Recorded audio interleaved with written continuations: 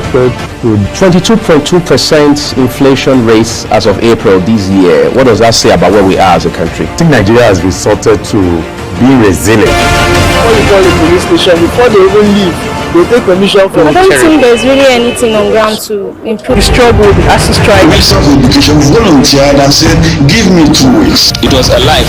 The president never gave me any deadline.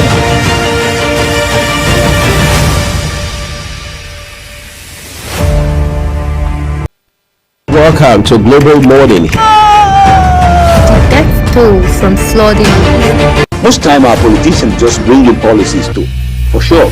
Incidentally, we have several more stories. The legislature was carefully crafted to 22.2% inflation rates as of April this year. What does that say about where we are as a country? I think Nigeria has resorted to being resilient. Before you call the police station, before they even leave, they take permission from I don't think there's really anything on ground to improve. the struggle, the ASU strike. Minister of Education volunteered and said, give me 2 weeks. It was a life.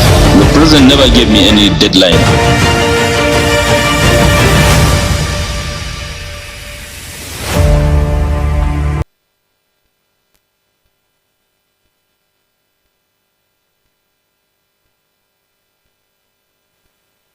Welcome to Global Morning. Death toll from flooding. Most time our politicians just bring in policies too, for sure. Incidentally, we have several more stories. The legislature was carefully crafted to 22.2% inflation rates as of April this year. What does that say about where we are as a country? I think Nigeria has resorted to being resilient. Before you call the police station, before they even leave, they take permission from I don't think there's really anything on ground to improve. the struggle, the ASU strike. Minister of Education volunteered and said, give me 2 weeks. It was a life. The president never gave me any deadline.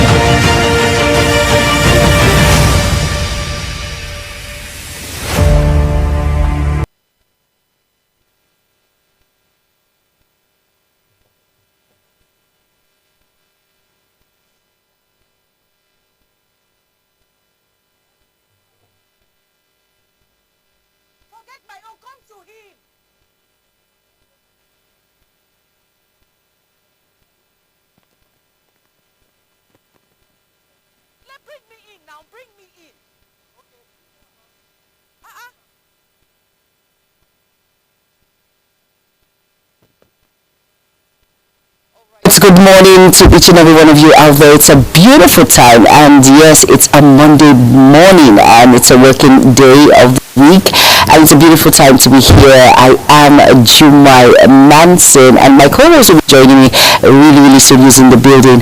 And looking at today and wondering how today, what it's going to bring. First of all, we should be positive and know that today is going to bring a very interesting insight to each and every one of us today. On the program on Global Morning, we're looking at the hike in the electricity and of course the breakdown of the national grid that happened the first in 2025. We're taking a deep look at it on the program Global Morning today, and of course we're going through the newspaper review and all of that in compass. Now today on the program is going to be very interesting because we have some very interesting guests that will be coming on the program. Let's quickly go on a very quick break. The program continues shortly. Stay tuned.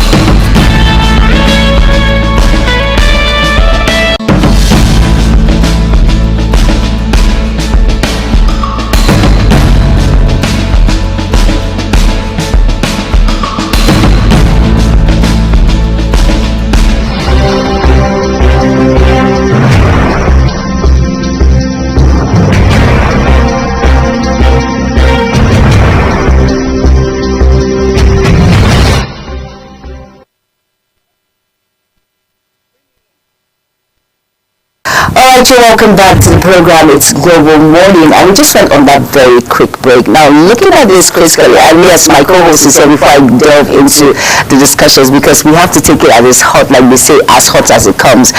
And like I mentioned, I am Dubai Manson, and Ramsey Enoch in the building with me. How are you doing, Ramsey? Yes, I feel good. It's good to have you on the show once again after a while. Happy New Year. Happy New Year.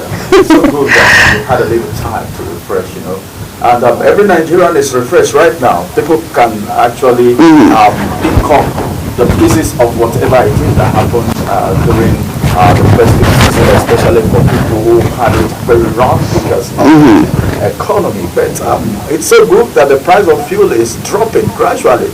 Some persons may say, well, the reduction is not so much, but then It's something. is 20 naira, 30 naira. As I was coming to the office this morning, I saw a write-up in front of a filling station saying they are now selling for 945 naira. And I was like, well, this is something. And I was thinking, the time is going to come, all right, in this country, that filling station will be looking for people to buy their products. There is a time for everything, as a matter of fact. Now people are begging. Nigerians are begging. They say very long queue. People want to get fuel. Yes.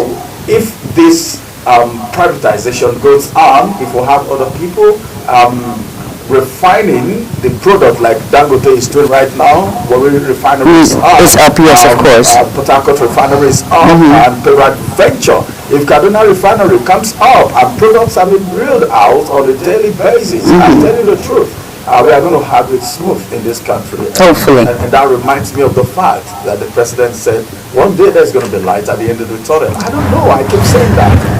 I keep talking. There is no time I talk and I don't make reference to the president's statement. But all the same, I think we are actually into 2025 in full fledged. Of course, a new reform is definitely coming in, and in all of this, a lot of people will just wonder, we're not done with the hike in the electricity tariff, and now we're going to the hike in the telecoms, the speculations that is. In all of this, when it comes to the telecoms, what do we have to say? Are we actually getting value for our money when we look at it critically? And of course, most Nigerians are not happy with that at all. That's what Nigerians are saying. If you want to hike the tariff, then give us quality service. Very important. I can't get data, and I don't want to call this telco. I don't want to call your name this service provider. But you know who you are. But you know who you are. Don't give me so much data that I won't be able to use. You don't tell me you're giving extra value or extra value, night what not, and I can't use it. And it's of no benefit. And the most painful part in all of this is when you actually recharge, and the next thing you know, you cannot make calls and you cannot do anything, and you have enough surplus data to do all of that. It's just unfortunate that this is where we find ourselves. Do you think there's a little bit of extortion going on when it comes to the telcos? We cannot into businesses because they want to make money, and there is a lot of manipulation that goes on with profit making in Nigeria, and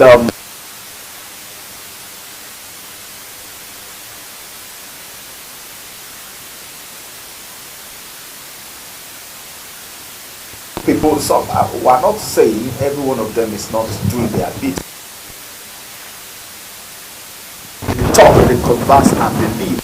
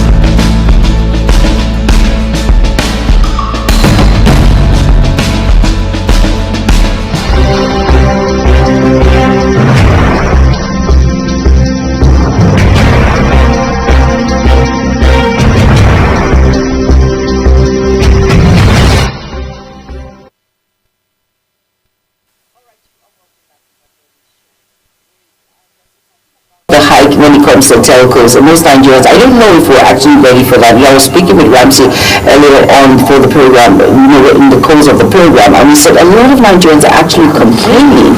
One of them, I am complaining, like I said, you have enough data, and of course when you recharge, you're not getting quality for the monies in which that's being spent on this particular, this necessity. And it's unfortunate that this is where we find ourselves. And Ramsey mentioned something very critical, that the regulatory bodies who are supposed to be top-notch monitoring and regulating this particular issue are nowhere to be found, and we just find them, people just doing what they want. It's just unfortunate that this is where we are in the country. It's just very bad, very sad to say. I think this isn't the first time. I think on entering this year, they begin to, I don't want to use the word misbehave, but then they begin to render epileptic service. And NCC actually came out to say, well, the tariff thing is not true. Then later on, they came up to say there is going to be a hike in tariff, but then it's not going to be 100%, and that they will stand for Nigerians. Just recently, we started hearing again that this tariff is coming real, and that it's not going to be 100%. And Nigerians are not asking for too much. If you're hiking the tariff, then give us a quality service. Whatever we're paying for, let's have an end to the means, as a matter of fact, so that at least if you're transacting, this business is going to go well. If I get a data of like maybe 50,000 naira, it should be able to take me for a month or maybe weeks, depending on what you're using it for. You should get value for your money. I don't know if you've heard before, there could be transactions and you feel the transaction has gone, then later on you see something like, well, it didn't go through, or check your internet connection, reversal, and all of that, especially when you're in a hurry, when you have a deadline to meet. So what Nigerians are saying is, please, if there's going to be a hike, don't add too much to what Nigerians are facing right now, because the hardship is real, and as a matter of fact, it's obvious that the economy is challenging. So what we need to do, especially NCC, what they need to do, and other regulatory body, is to make sure the hike is not 100% like they've promised. Then we should be able, Nigerians should be able to get at least good and quality service. Well, looking at it, Ramsey, a lot of Nigerians, and they don't even want the hike. People are not even in support of the hike. We're not done with the hike in electricity. Remember, ban A, ban B, ban C. We keep going back and forth in this issue. We're not done with that yet. And then you come up and you tell us the hike in the telcos. No one is prepared for that. No one is ready, because we already have a lot of misappropriation that happens. At the end of the day, they tell you, like you said, you give me so much data, and I don't use it at the end of the day. You tell me there's 1,600, and then the next thing you know, I'm offline and I have enough data. It doesn't make sense. But of course, we'll be delving into that in the course of the program. And at this point, we're going to we'll go on a newspaper review. Do not go anywhere. The program continues shortly. Stay tuned.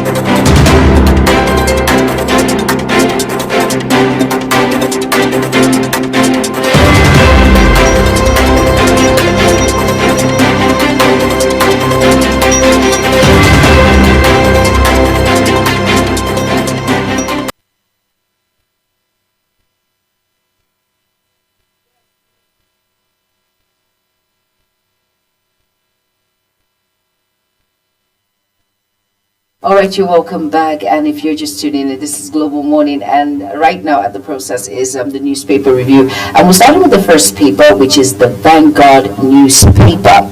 And above the caption of the Vanguard newspaper, it says, Emirship tussle Bayero heads to Supreme Court. And you can find that read on page 13 of the Vanguard newspaper.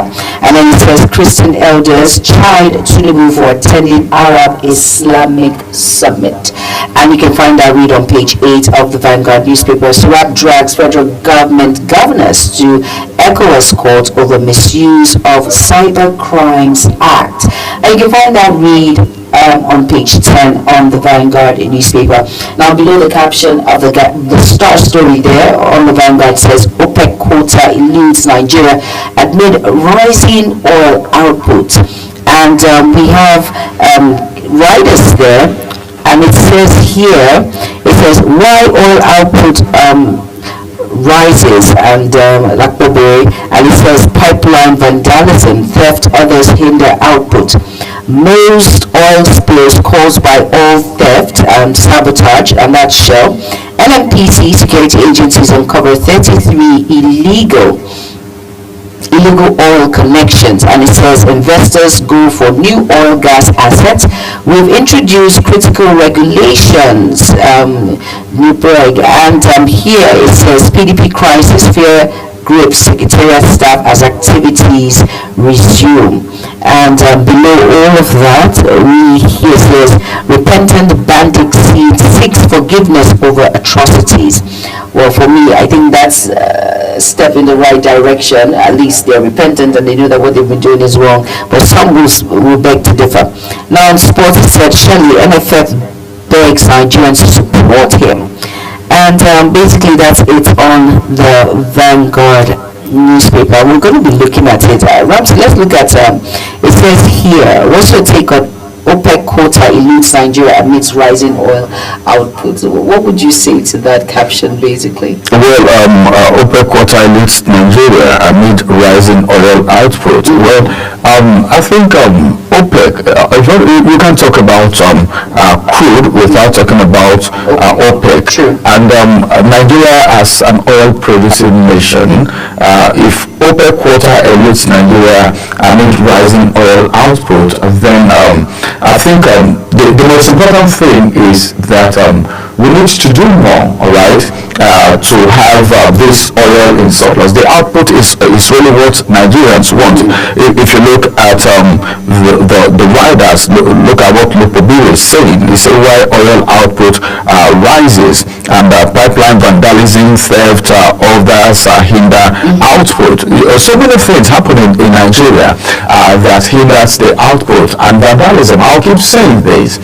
When we talk about vandals, who are these vandals? Where are they coming from? Are they part of the society? Are they part of the economy? How long does it take them to do this vandalism? Don't we have security operatives, all right, around them? Because I know when civil defense started, one of the things that they were known for is protecting the pipelines, the pipeways.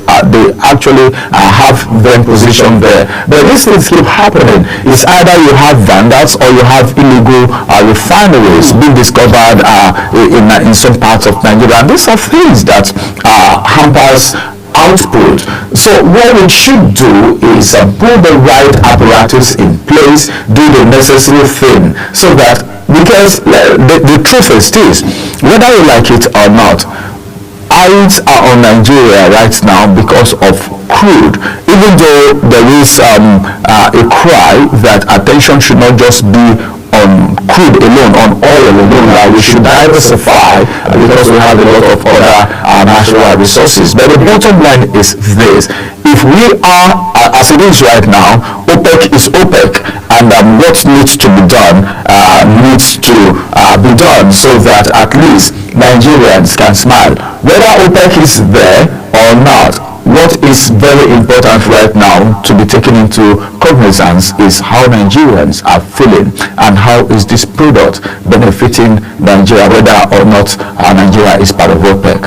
Still on the Vanguard, let's look at repentant bandit seeks forgiveness over atrocities. But before then, let's go above the caption that says Emirship tussle Bayero heads to the Supreme Court. We're still going back and forth with this when it comes to this tussle. Do you think we'll find heads way, or it's just going to be back and forth with this? Well, the tussle, I'll keep saying this, we should trace our steps and know where we actually missed it, because as a matter of fact, traditional rulers are not held at a very high esteem like it used to be, because I know before now politicians run to traditional rulers when there are issues, but now traditional rulers run to governors, politicians to settle rifts, to settle disagreements, disputes. But going to court for traditional issue is what I am not coming to terms with. And as a matter of fact, what is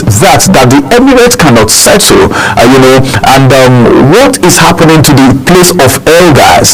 Because as a matter of fact, he who plays the viper dictates the tune. As a matter of fact, if these people are being installed by these politicians, then they will also have a say. When if somebody will say, okay, this is my person, you displace my person at this time, and now the person is there, you still want to displace the person, this and this, it's not his time, it's my time, I need to finish my tenure, no, let's go to court and all of that. And then you begin to know that, well, we are trying to miss it somehow. But I'm just wishing that this thing is being settled amicably so that we can get over it. These emirs have a lot of role to play. They do. Emirs have a lot of role to play. I can remember back then, we don't, in fact, instead of you to do anything, even to say words that are not pleasant about an emir in front of a northerner, you better say that in front of against a politician. There's anything that has to do with the emir, the traditional rulers, they don't take it lightly. But I don't know what is happening right now. Like you mentioned, you said that they're not being held in high esteem, which it should be looked at seriously. Because they have power they say power to truth. So unfortunately, this is where we found ourselves, that they feel the court is the best way to settle traditional issues, where we have the emirs, and like you said, senior citizens, the elders. People that know it, that have been in this particular function for a very long time, they are being sidelined. It's just unfortunate that this is where we are, but hopefully the needful is done. And one more story that caught my eye, it says repentant bandit seeks forgiveness over atrocities.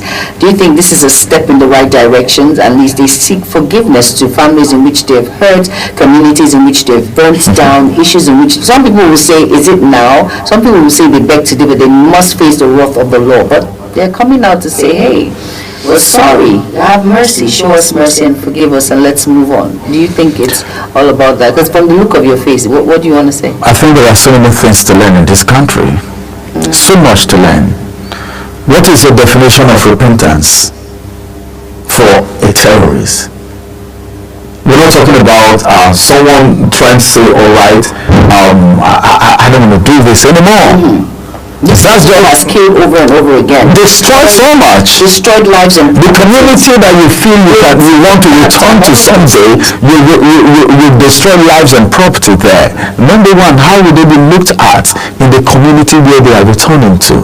Or would they have to be lifted out of this country to somewhere else? When you say I have repent, what about the repentant terrorists that we had in the past, those that said they've repented? What has become of them? How were they followed up?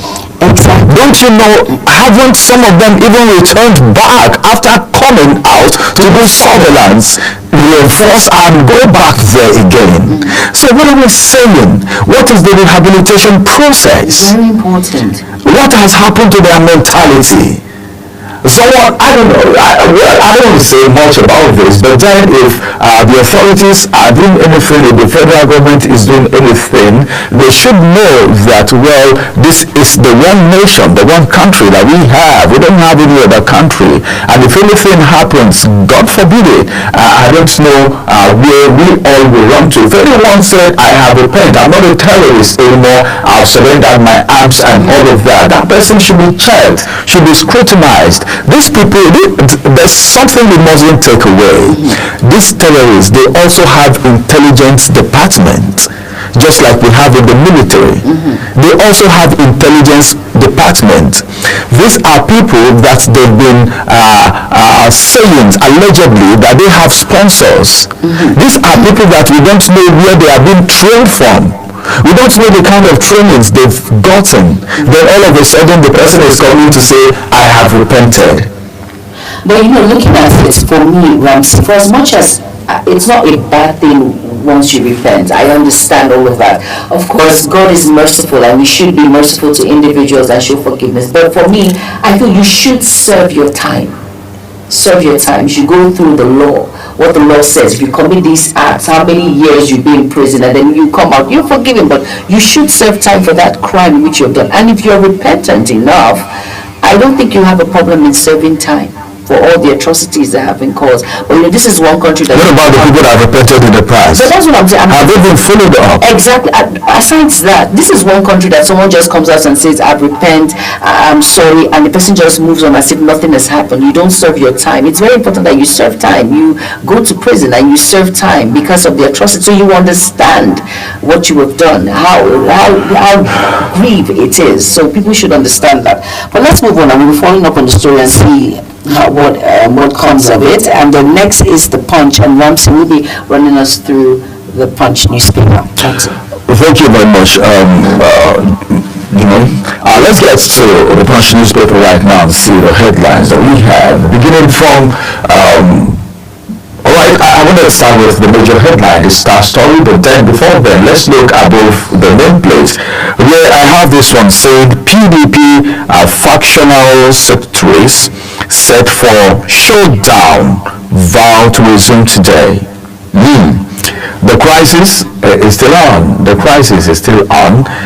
But then we're talking about opposition giving the sitting government a run for their money. But then if you begin to think about it, who is really the opposition right now? Is it APC or PDP, I beg your pardon, or is it Labour Party or NNPP? Who is really the opposition right now? That's a very big question. PDP factional secretaries set for showdown, vow to resume today. So who's going to be the secretary? All of them are resuming. And this is where the problem is coming from. Everyone is resuming. Well, let's just wait for the next chapter of the crisis that's going to erupt from PDP. Alright, if nothing has been done. Moving away from there, NAF unveiled tough rules to crush earnings exodus. Details you can find on page 41. How Qatar intervened to save me from Abacha's gulag. This is Obasanjo. Obasanjo has been in the news lately. He's been talking lately, and he's been saying a lot lately, right from the NNPC saga, so many things. But then he said, well, he's not ready to talk anymore. In one of the papers the other time, he said he's talking too much has gotten him into trouble at times with that number, but he keeps talking. That's an elder statesman. Sometimes you can't see certain things and just be quiet about it. So for some of them, especially the ex-presidents, they look at that as somehow a check and balance for people in governance. Moving away from there, I have this story still on the Punch newspaper, which says again, 16 civilians killed as NAF bombs Zamfara bandits. Details on page 8. This is occurring over and over and over again. I think it needs to be looked into. What's really resulting to this? Why is it happening all the time? Anytime there is a strike, a lot of some people seems to lose their lives. It happened in Kaduna the other time. It happened in somewhere in the north, and it's happening again. Well, I think the bottom line is trying to get rid of this terrorists. It's possible, it's doable. Now to the Star story on the Punch newspaper this morning. The kicker said Syria outages. Dangote NNPCL total 247 frames dump discos generates 6,500 megawatts. since the privatization, I think we will be talking about that today, because we're going to be talking about the first grid collapse in 2025. Someone saw it and the person was laughing. I'll tell you the reason why the person laughed. All right, but then we'll have an expert talk about it on the program today. Dangote NNPCL total 247 firms dump discos, generate 6,500 megawatts. I'm just praying that other firms will come to generate more, so that at least communities close to the shore of this Dangote Refinery, NNPCL and Total will be able to benefit from it. I think that's one of the benefits. Just two riders to that story. And the first rider says operators blame poor supply for move. Of course. Do you want to talk about power supply in Nigeria? You want to talk about what people are facing? How many businesses have been shut down? I see. Sometimes people don't know what happens when you see us every day on television trying to make sure Nigerians are educated, informed and entertained with the latest news and current affairs. A lot is going down, a lot is being spent, a lot of sacrifices being made, to make sure all of this happen to Nigerians. And this is because we feel Nigerians deserve to know. And power supply is not something to talk about. And it doesn't come cheap. Cheap? I didn't say come cheap. Did I hear the word CHEAP from your mouth about power? I just had to throw that in there for you to understand that it doesn't come cheap at all. See, let me tell you the truth. If we can get one sector right, okay, it's going to go a long way affecting other sectors. And that's the power sector. A lot of people are pointed at the Minister of Power when some ministers were being asked, but then if this is happening, it's a good move in the right direction. If solar can be available everywhere and companies, organizations, the big guns can actually generate power, I think we'll get out of this.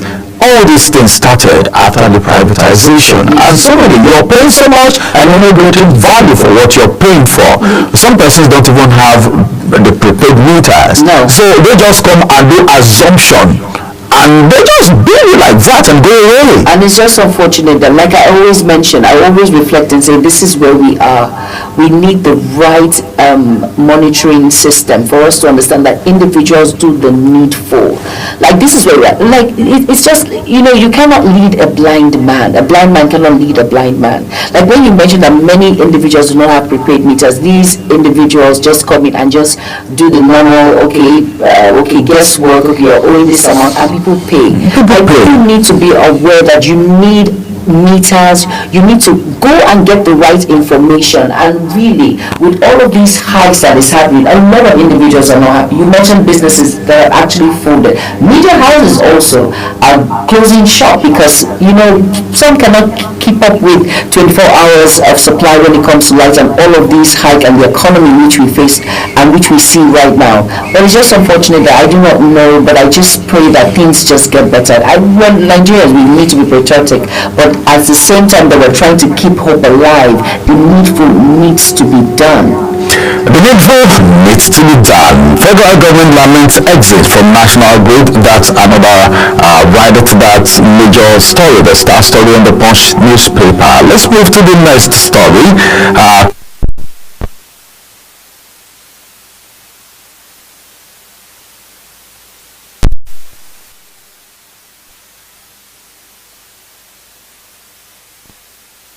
From the foreign scene.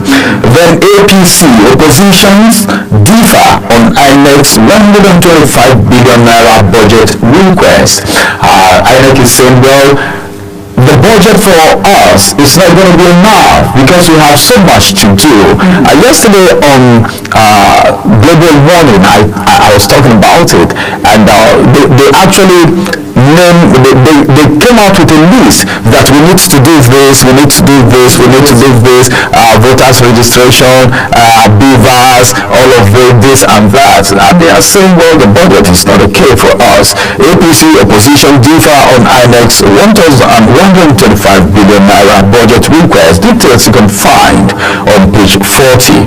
Then moving away from there, 80th anniversary GCU to honor some media houses and some organizations. Details on page 41. Urban housewife stabs husband to death for alleged infidelity. Details on page 4. Maybe if you want to get details of that, maybe just keep tab on some of our programs. All right, Stampede.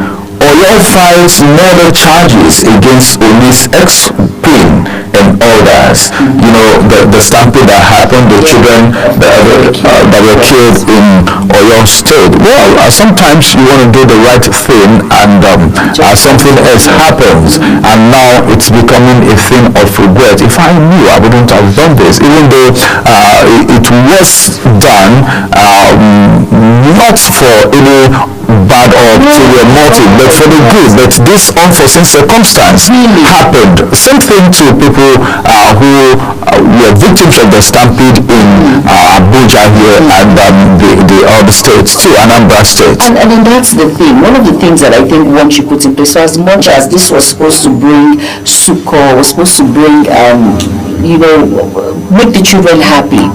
They did it out of a cause to just celebrate the children, just to give that fanfare at that point, and it turned out this way. I think now once there's going to be a party of this sort, people should check around the environment. You should, a lot of things need to be put in place. I think there are a lot of things were not really put in place. Things were overlooked. When you look at the area in which it was done, the open place and all of that, you have to put individuals there. People are hungry. So when you hear there's free food for all, you'll be surprised that a lot of people will come. Like the woman that lost so many kids, some were not with her children. She just heard about the party and brought a lot of kids to come. And it's just unfortunate that this is where it is. But a lot of precautionary measures would have been done. I still say this would have been averted if the right players were on ground. When you talk about gatekeepers at the gate, just trying to monitor. But with that sort of crowd, I do not know. It's only God that knows, but it's just unfortunate that this occurred and this happened. All right, I think that's going to be all from the Punch newspaper as we get to the next point of call. Over to you, Jumai. And the next point of call is the Nigerian News Direct. And above that, of course, Ramsey has gone through that. And says Nigerian Air Force killed top bandit commanders in Zamfara. Fidelity Bank rewards 10 customers with 10 million naira in GAM, a 6 promo draw. Well, that's something, that's a relief, right? That 10 million naira, that's a lot, can go a long way now. And here it says on page 21, which is a star story, it says leadership tussle rocks PDP as two national secretaries resume today amid confusion. I don't know how this is going to play out, but of course we're going to be following that news, but really, please, goodness. And the star story there says stakeholders brace for potential showdown if crises persist. And it says Ude Okoye defied party leadership threatens chaos. And like I said, you can find that on page 21. And below the caption of the Nigerian News Direct, it says MDLEA. I've not heard of MDLEA, this year. This is the first time this year I've heard of the MDLEA. They did a lot last year, 2024. And now this is the first time I'm hearing MDLEA intercepts Australia-bound cocaine hidden in face cream bottles in Lagos. Oh my goodness, another tactic. And here you can find on page 6. Now, tax reform promotes president's achievements, if any, don't attack me. And that's from Bauchi Governor replies presidency. Ogun State raises alarm on invasion of bandits, convenes security meeting. You can find that on page 22 of the News Direct. And of course, the star story, Ramsey has said a lot, and it's smart when we talked about leadership tussle rocks PDP as two national secretaries resumed today. Confusion. We hope the needful is done. I just pray there won't be any chaos, but fingers crossed, right, Ramsey? fingers crossed. I think Nigerians are somehow getting tired of what's happening in PDP because some Nigerians are even getting disappointed because they feel what keeps a ruling government in check is the opposition. You know, the opposition coming out to tackle the ills of a sitting government. But now when we don't have an opposition, it's a free flow, you know, for the sitting government. We are not saying the sitting government is not doing well, but then there are some times you think you're doing something very well, not until someone draws your attention to some very minute details you may not know. So these oppositions, I think the PDP, the Labour Party, we have crisis in PDP, we also have crisis in Labour Party too. As a matter of fact, I think what we should be thinking about right now is what Nigerians are actually thinking of, what they want is now the way it is. What we want is PDP, whatever the internal crisis is, it should be settled. We know there is no party that doesn't have issues, but when it becomes too much and so distracting, it becomes something else. 2027 is just somewhere around the corner. Yes, it is. See, someone said something. He said every average politician gets preparing for the next election the very day they get into office. So the very day you are swearing them in, they are thinking of how they can be retained in the next election, and they start working towards it. So when there are distractions here and there, then you begin to ask questions. Do we really have people who are real and quality politicians who know the game of democracy? It's far beyond, oh wow, we love what happened in the United States, wow, Ghana got it right, and let's go celebrate with them, let's do it. It's far beyond just praising the countries that are doing well. We need to make inroads too. You know, I always say this, we have said it with Anthony, and I've said we have to have leaders who have the people at heart. It's very important. You know, most might say someone is good, a leader is good, he's performing, but most individuals who are there, when you attain that position, they only think about some, not all. They think about their families and what they can gain from that office. Most people don't think about the people that put them in that seat, that entrusted them with this particular position. People just think about themselves. Once you have the people at heart, it plays a longer role on how well you will be sustained on that seat. Because definitely, if you do the needful, you have people at heart, they will want you to still come back. It doesn't matter how it might play out or whatever. You must have the people at heart in order to perform, I always say. And I pray that, well, we just hope for the best. We hope for the best. Our next is the Nation newspaper. Over to you.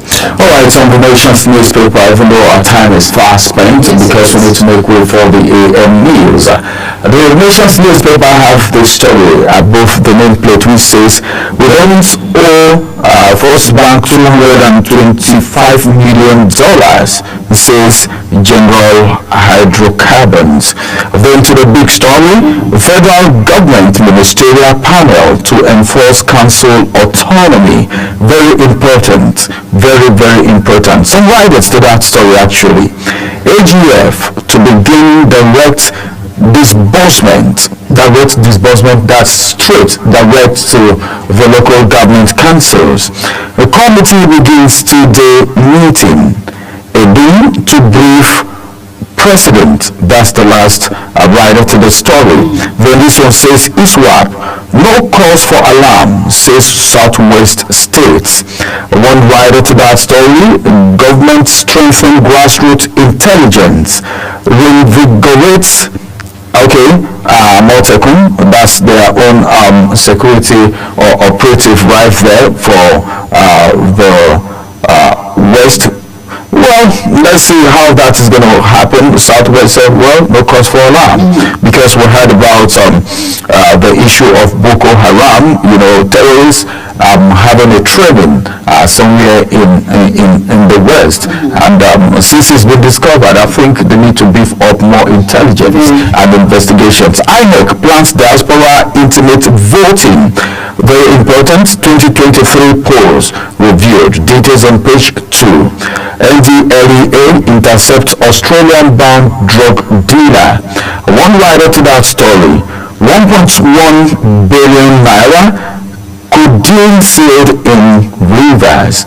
Venezon says Nigerian partners Ethiopia's first security exchange. Stampede, Oyo slams 18-count charge on Nomi and others. Details on page 8. We already talked about that.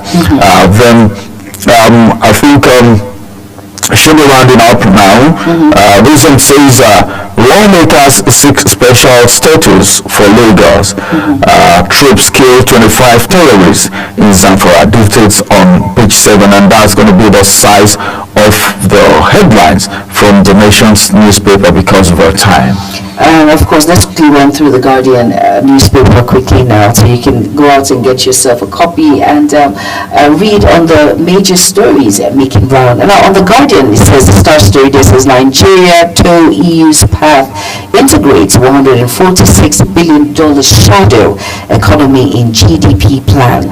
And of course, we've talked about the story that says Barrow heads to Supreme Court over emirship tussle. And states honor fallen heroes, hamp on peace security. It says Obasanjo revealed how Jimmy Carter saved him from Abacha. Mixed reactions, trail announcement of Owode as Alaafin elect. And as well, group endorsed Seyi Tinubu, next governor of Lagos State. Airstrike Zamfara government, APC applaud NAP as military denies civilian casualties.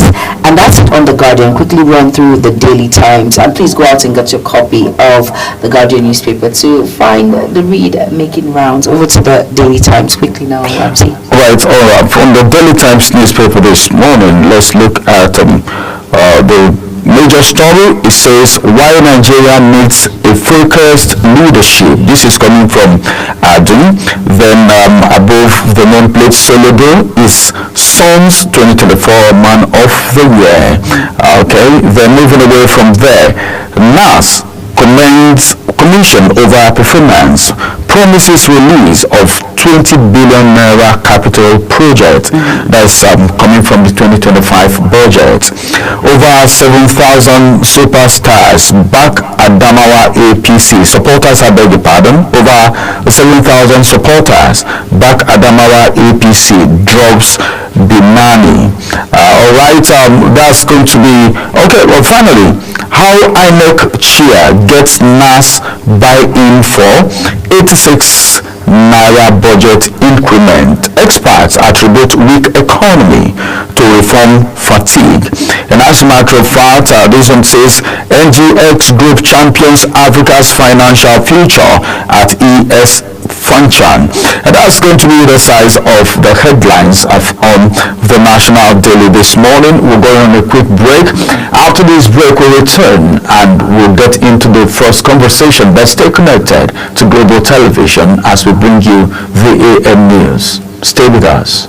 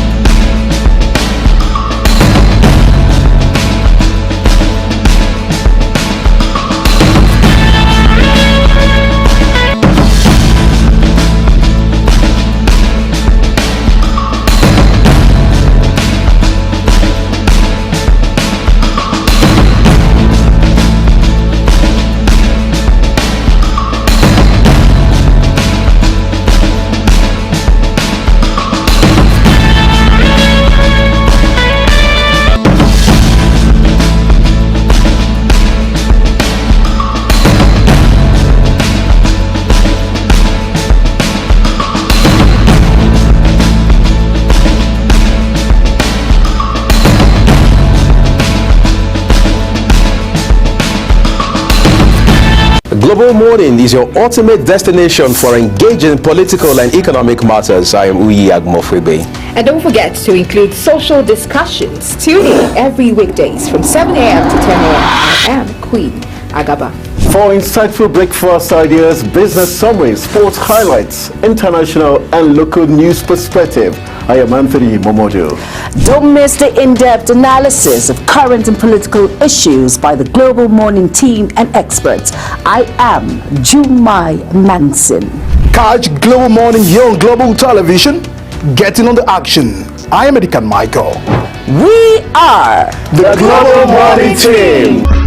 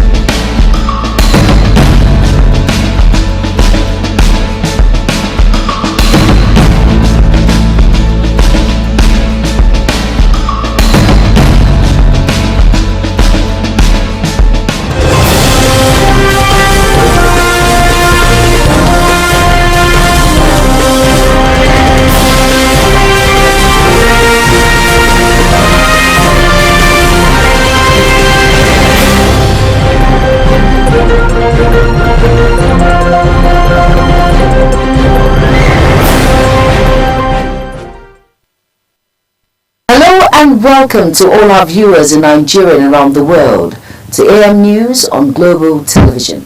Coming to you live from the nation's capital, Abuja, I am Jumai Manson.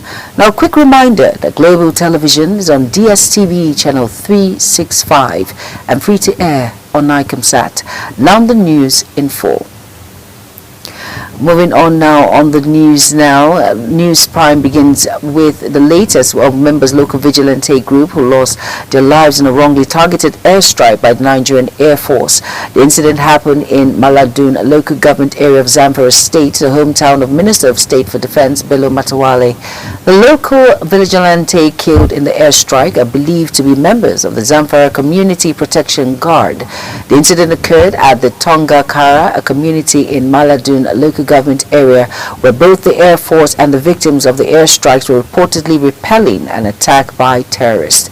Zamfara state government has, however, commended the Nigerian military's efforts in a renewed onslaught against bandits in the state. President Bola Tinubu has arrived Abu Dhabi, the United Arab Emirates, for the Abu Dhabi Sustainability Week. Tinubu's trip to the Middle East is an invitation of the President of the United Arab Emirates, Sheikh Mohammed bin Zayed Al Nahyan, Special Assistant to the President on social media. Dada Olusegun announced Tinubu's arrival in a post on his X page in Abu Dhabi. The President is expected to deliver a speech highlighting his administration's key reforms, particularly energy efficiency, transportation, public health, and economic development. In a different development, Nigeria's military personnel have been completely prohibited from engaging in homosexuality, lesbianism, bigamy, cross-dressing, and other acts deemed contrary to the ethics of the armed forces. This directive is contained in Section 26 of the Reverse Harmonized Armed Forces Terms and Conditions of Service signed by President Bola Ahmed Tinubu on December 16, 2024. Similarly, personnel are barred from body piercing, tattooing, disorderly behavior, and drunkenness on or off duty. The Circuit Dawakin Baba of Kano, Aminu Baba Dan Agunde, has rejected the Court of Appeals verdict nullifying the Federal High Court's ruling on the Kano Emirship dispute. Dan Agunde, a senior member of the Kano Emirate Council, expressed dissatisfaction with the judgment and directed his legal team to escalate the matter to the Supreme Court. He insisted that Aminu Adubairo remains the rightful Emir of Kano and urged Sanusi and Kano State government to refrain from celebrating the appeal court's verdict until the Supreme Court's decision. Over now to the Socio-Economic Rights and Accountability Project. SURAP has filed a lawsuit against President Bola Tinubu's administration and Nigeria's 36 state governors at the ECOWAS Community Court of Justice in Abuja.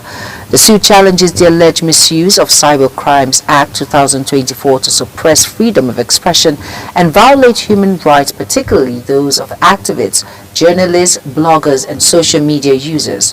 In a statement issued by SURAP's Deputy Director Kolawole Oluwadare explained that the provisions of the amended act remain vague, arbitrary, and repressive, enabling authorities to criminalize legitimate expression and restrict media freedom. The House of Representatives has taken a step to straighten anti-corruption fight with the introduction of a bill to encourage whistleblowers to expose corrupt practices, particularly in the public sector. The bill, which proposes a fine of 2 million naira or 2 years imprisonment for disclosing a piece of confidential information provided by a whistleblower, may be considered as lawmakers are set to debate its general principles upon resumption of plenary duty next week. Meanwhile, Jigawa State Judicial Service Commission has dismissed 3 judicial staff for misconduct.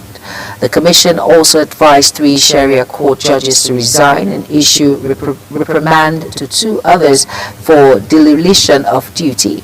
This was disclosed in a statement issued in Dutse by Abad Wangara, Deputy Director of Protocol and Publicity for Jigawa State Judiciary. At its 178th meeting on January 7th, the commission approved disciplinary measures against personnel found guilty of violating judicial procedures and rules. 3 persons are feared dead in a suspected cholera outbreak in Isodium community of Anaduni, local government area of River State. The incident was reportedly discovered when a team from the multinational oil company visited the community to inspect a water rehabilitation project in the area. The former chairman of Anduni local government area, Dr. Goge Ogote Azaya, who said he was with the oil firm working on the water rehabilitation project in the area, was said to have confirmed the incident. Operatives of the National Drug Law Enforcement Agency, NDLEA, have arrested the traditional chief priest of Iguniko Shrine, Berlu Alu, in Alpha Beach area of Aja Lekki, following what the Anti-Narcotics Agency said was a 3-month manhunt. Baril, also known as Malo, was apprehended after 2,760 kilograms of shink were recovered from his shrine on October 25, 2024. A statement released by the agency spokesperson Vemi Fawafemi stated that while 2 of Baru's accomplices have been arrested, charged and convicted last year, the chief priest was identified as the leader of the drug syndicate operating from the shrine. President Bola Tinubu has sent congratulatory message to Senator John Azunta Umbata on his election as the President General of Ohaneze Indigbo worldwide. The president's spokesman Bayo Ononuga stated that Azunta Umbata, a former senator, represented Rivers East in the Senate from 1999 to 2007. Azunta Umbata was elected as president of the Permanent Ban Igbo Social Cultural Group as its meeting in Enugu on Friday. President Tinubu also congratulated the group on the successful leadership transition and enjoined the new leaders to uphold the principles of their predecessors. The Association of Local Government of Nigeria, ALGON, and the National Union of Local Government Employees have called on President Bola Tinubu again to ensure that state governors comply with the Supreme Court's ruling on local government autonomy. The Supreme Court had granted financial autonomy to the local government, ordering that their allocations be paid directly to them. But 6 months after the verdict, the local government autonomy is yet to take effect as governors have continued to allegedly frustrate the process. Secretary General of the Association of the Local Government of Nigeria, Mohammed Abubakar, expressed concern over the delay in the implementation of autonomy for local councils. The National Assembly Joint Committee on Solid Minerals has rejected the budget estimated of the military of solid minerals. The committee said the estimate presented were greatly inadequate. The chairman of the Joint Committee, Senator Ekong Sampson, stated this after the Minister Dele Alake presented the ministry's 2025 budget estimate before the committee. King makers in Oyo Town, Oyo State, have protested the appointment of Prince Abimbola Owade as the new Alaafin of Oyo by Governor Seyi Makinde. Owade's appointment was announced on Friday in a statement by the state's Commissioner for Information and Orientation, Dotun Oyelade. Sparking controversy within traditional circles, Oyelade said after extensive consultations and traditional divinations by the Oyemase, the Oyo Kingmakers, Owade was recommended as the new Alaafin of Oyo and subsequently approved by Governor Makinde. Lagos State Police Command has arrested a 21-year-old U.S. returnee, David Shego, and 2 others for allegedly killing an Uber driver in Obalende area of Lagos State. The Commissioner of Police, Ishola Olaruwaju, disclosed this while parading the suspect at the state's command headquarters in Ikeja, Lagos State. You're watching AM News on Global Television, coming to you from the nation's capital, Abuja. When AM News return, Nigerian Football Federation set to unveil Eric Chale as new Super Eagles coach. We shall bring you those details as well as sports and business stories right after this break. Please stay with us.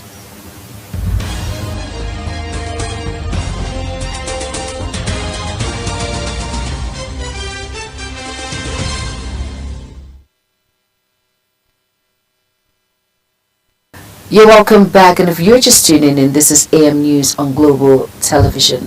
Thank you for staying with us.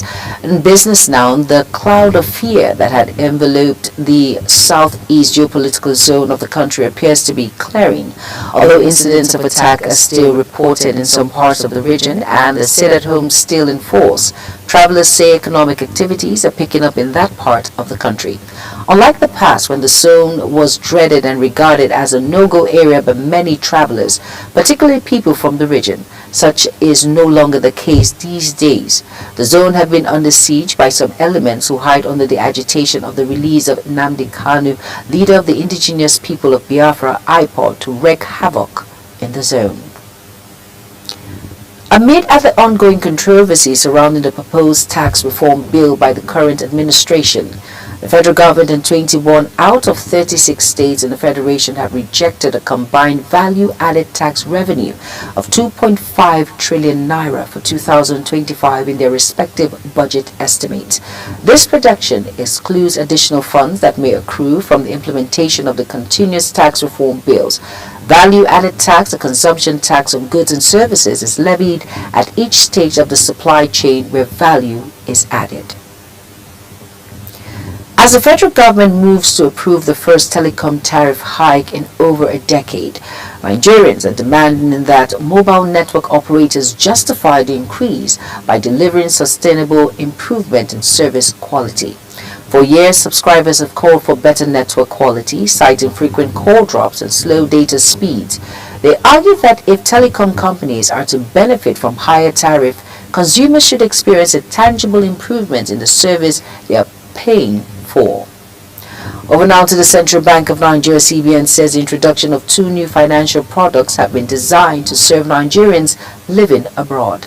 The non-resident Nigerian ordinary account and the non-resident Nigerian investment account were unveiled in a curriculum dated January 10, 2025. Issued by the Trade and Exchange Department of the Apex Bank. The CBN, in the document signed by the Acting Director of Trade and Exchange, Dr. W.J. Kanya, says these documents aim to streamline remittance, encourage investments, and foster financial inclusion among Nigerians in the diaspora. On the foreign decks now, the army in Sudan said it has captured a key city in the country's east, one of its biggest gains yet in an almost 2-year-long war against rebel forces. Footage on social media showed people celebrating in the streets as army soldiers entered the city of Wed Madani. The leader of paramilitary group, the Rapid Support Force, RSF, General Mohammed Hamda Dagolo, also known as Hamidit, reportedly acknowledged the loss in an audio message. Jack Smith, the special counsel appointed to investigate Donald Trump for his alleged effort to overturn results of the 2020 election, has left the U.S. Department of Justice. The statement on Smith was a footnote in the filing to Cannon as she considers whether to maintain a hold in the special counsel's report on 2 cases: Trump's role in the January 6, 2020 insurrection at the U.S. Capitol aimed at halting certification of Joe Biden's victory, and the case of Trump's withholding of classified documents after he left the White House. South Korea's suspended President Yoon Suk-yeol will not attend the first hearing of his impeachment trial next week because of safety concerns. Yoon has been holed up in the presidential residence and protected by an elite guard force since being suspended and impeached last month following a short-lived declaration of martial law that plunged the country into political chaos. The Constitutional Court has scheduled 5 trial dates spanning January 14 to February 4th, which will proceed in his absence if he does not attend. Californians have demanded to know who is at fault for the vast devastation caused by the raging Los Angeles wildfire as a strict curfew went into force to prevent looting and lawlessness. At least 11 people died as flames ripped through the neighborhoods and razed thousands of homes in a disaster that U.S. President Joe Biden likened to a war scene. While Angelenos grappled with heart-rending ruin, angers have risen over officials' preparedness and response, particularly for the series of forced evacuation alarms and after hydrant ran dry as firefighters battled the initial blazes. South Korea's transport ministry has said that the black box holding the flight data and cockpit voice recorders for the crash Jeju Air flight that left 179 people dead stopped recording 4 minutes before the disaster. The Boeing 737-800 was flying from Thailand to Muan, South Korea on December 29th, carrying 181 passengers and crew when it barely landed at the Muan airport and exploded in a fireball after slamming into a concrete barrier. The Transport Ministry said in a statement referring to the two recording devices that the analysts revealed that both the CVR and FDR data were not recorded during the 4-minute landing up to the aircraft collision with the Landlaser. The United States has introduced a new round of sanctions targeting over 400 entities connected to Russia's energy sector, prompting strong approval from Ukrainian President Vladimir Zelensky. Zelensky via his X described the sanction as a significant step in disrupting Russia's financial and logistical network that supports its ongoing war effort. The measure aims to impact key areas of Russia's energy industry, including producers, insurance companies, service providers, logistic facilities, and fleet of 184 shadow tankers. In sports stories now, the Nigerian Football Federation NFF says it is set to officially unveil Eric Sako Chale as the new head coach of the Super Eagles on Monday. The event is scheduled to take place at the media conference room of the MK Abiola National Stadium, Abuja at 11 a.m. A statement posted on the Federation's website says Chale's appointment was confirmed last Tuesday by his executive committee following a recommendation from NFF's Technical and Development Committee. The 47-year-old Franco Milan is stepping into one of the most scrutinized roles in world football, but NFF President Ibrahim Gassau expressed confidence in Chale's ability to lead the Super Eagles to new heights.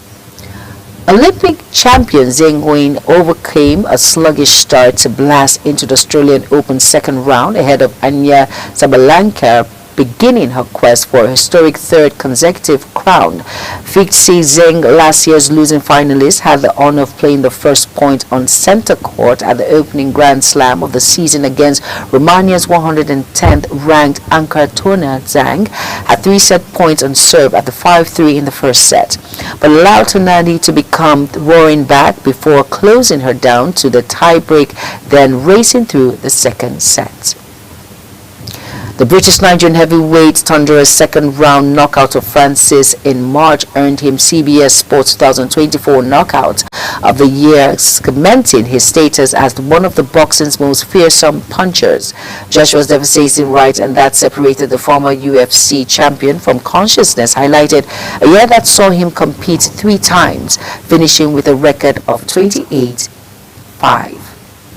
Brazilian coach Hansi Flick says he will maintain the same style of play he deployed against Real Madrid in the first El Clasico of the season. Real Madrid were caught offside 12 times against Barcelona at the Santiago Bernabeu in October, going on the loss of 4-0 to the rampaging Barcelonian side. Ahead of the Super Cup clash, the German Titan sees no reason for change in the style of play.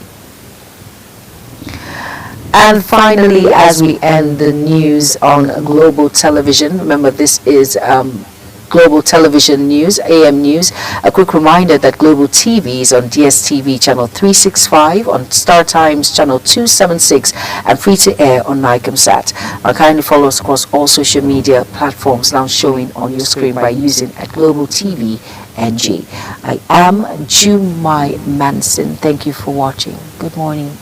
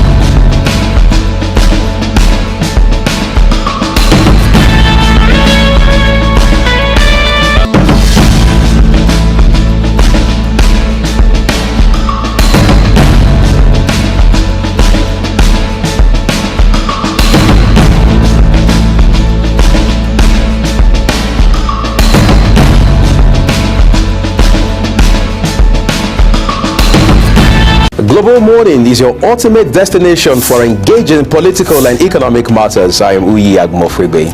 And don't forget to include social discussions. Tune in every weekdays from 7 a.m. to 10 a.m. I am Queen Agaba. For insightful breakfast ideas, business summaries, sports highlights, international and local news perspective, I am Anthony Momodu. Don't miss the in-depth analysis of current and political issues by the Global Morning team and experts. I am Jumai Manson. Catch Global Morning here on Global Television. Getting on the action. I am Edikan Michael. We are the Global Morning team.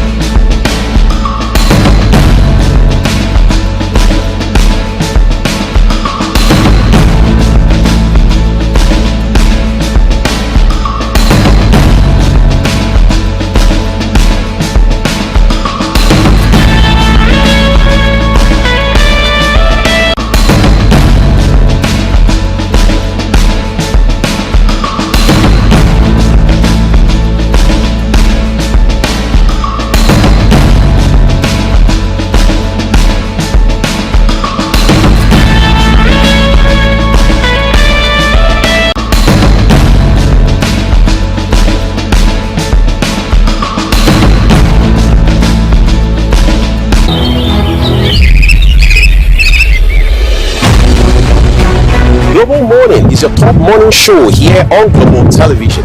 We bring you fresh news updates daily while delving into a variety of current affairs and topics. Global Morning aims to deliver newspaper review, latest news with experts on key global issues. And at the same time, keeping you well informed about important events, both national and international. Global Morning serves as a valuable source of information, helping viewers like you start your day well informed. Stay connected from Mondays to Sundays to a wide range of the latest news making rounds on Global Morning. We're on the road to protest. The president meets all of our demands.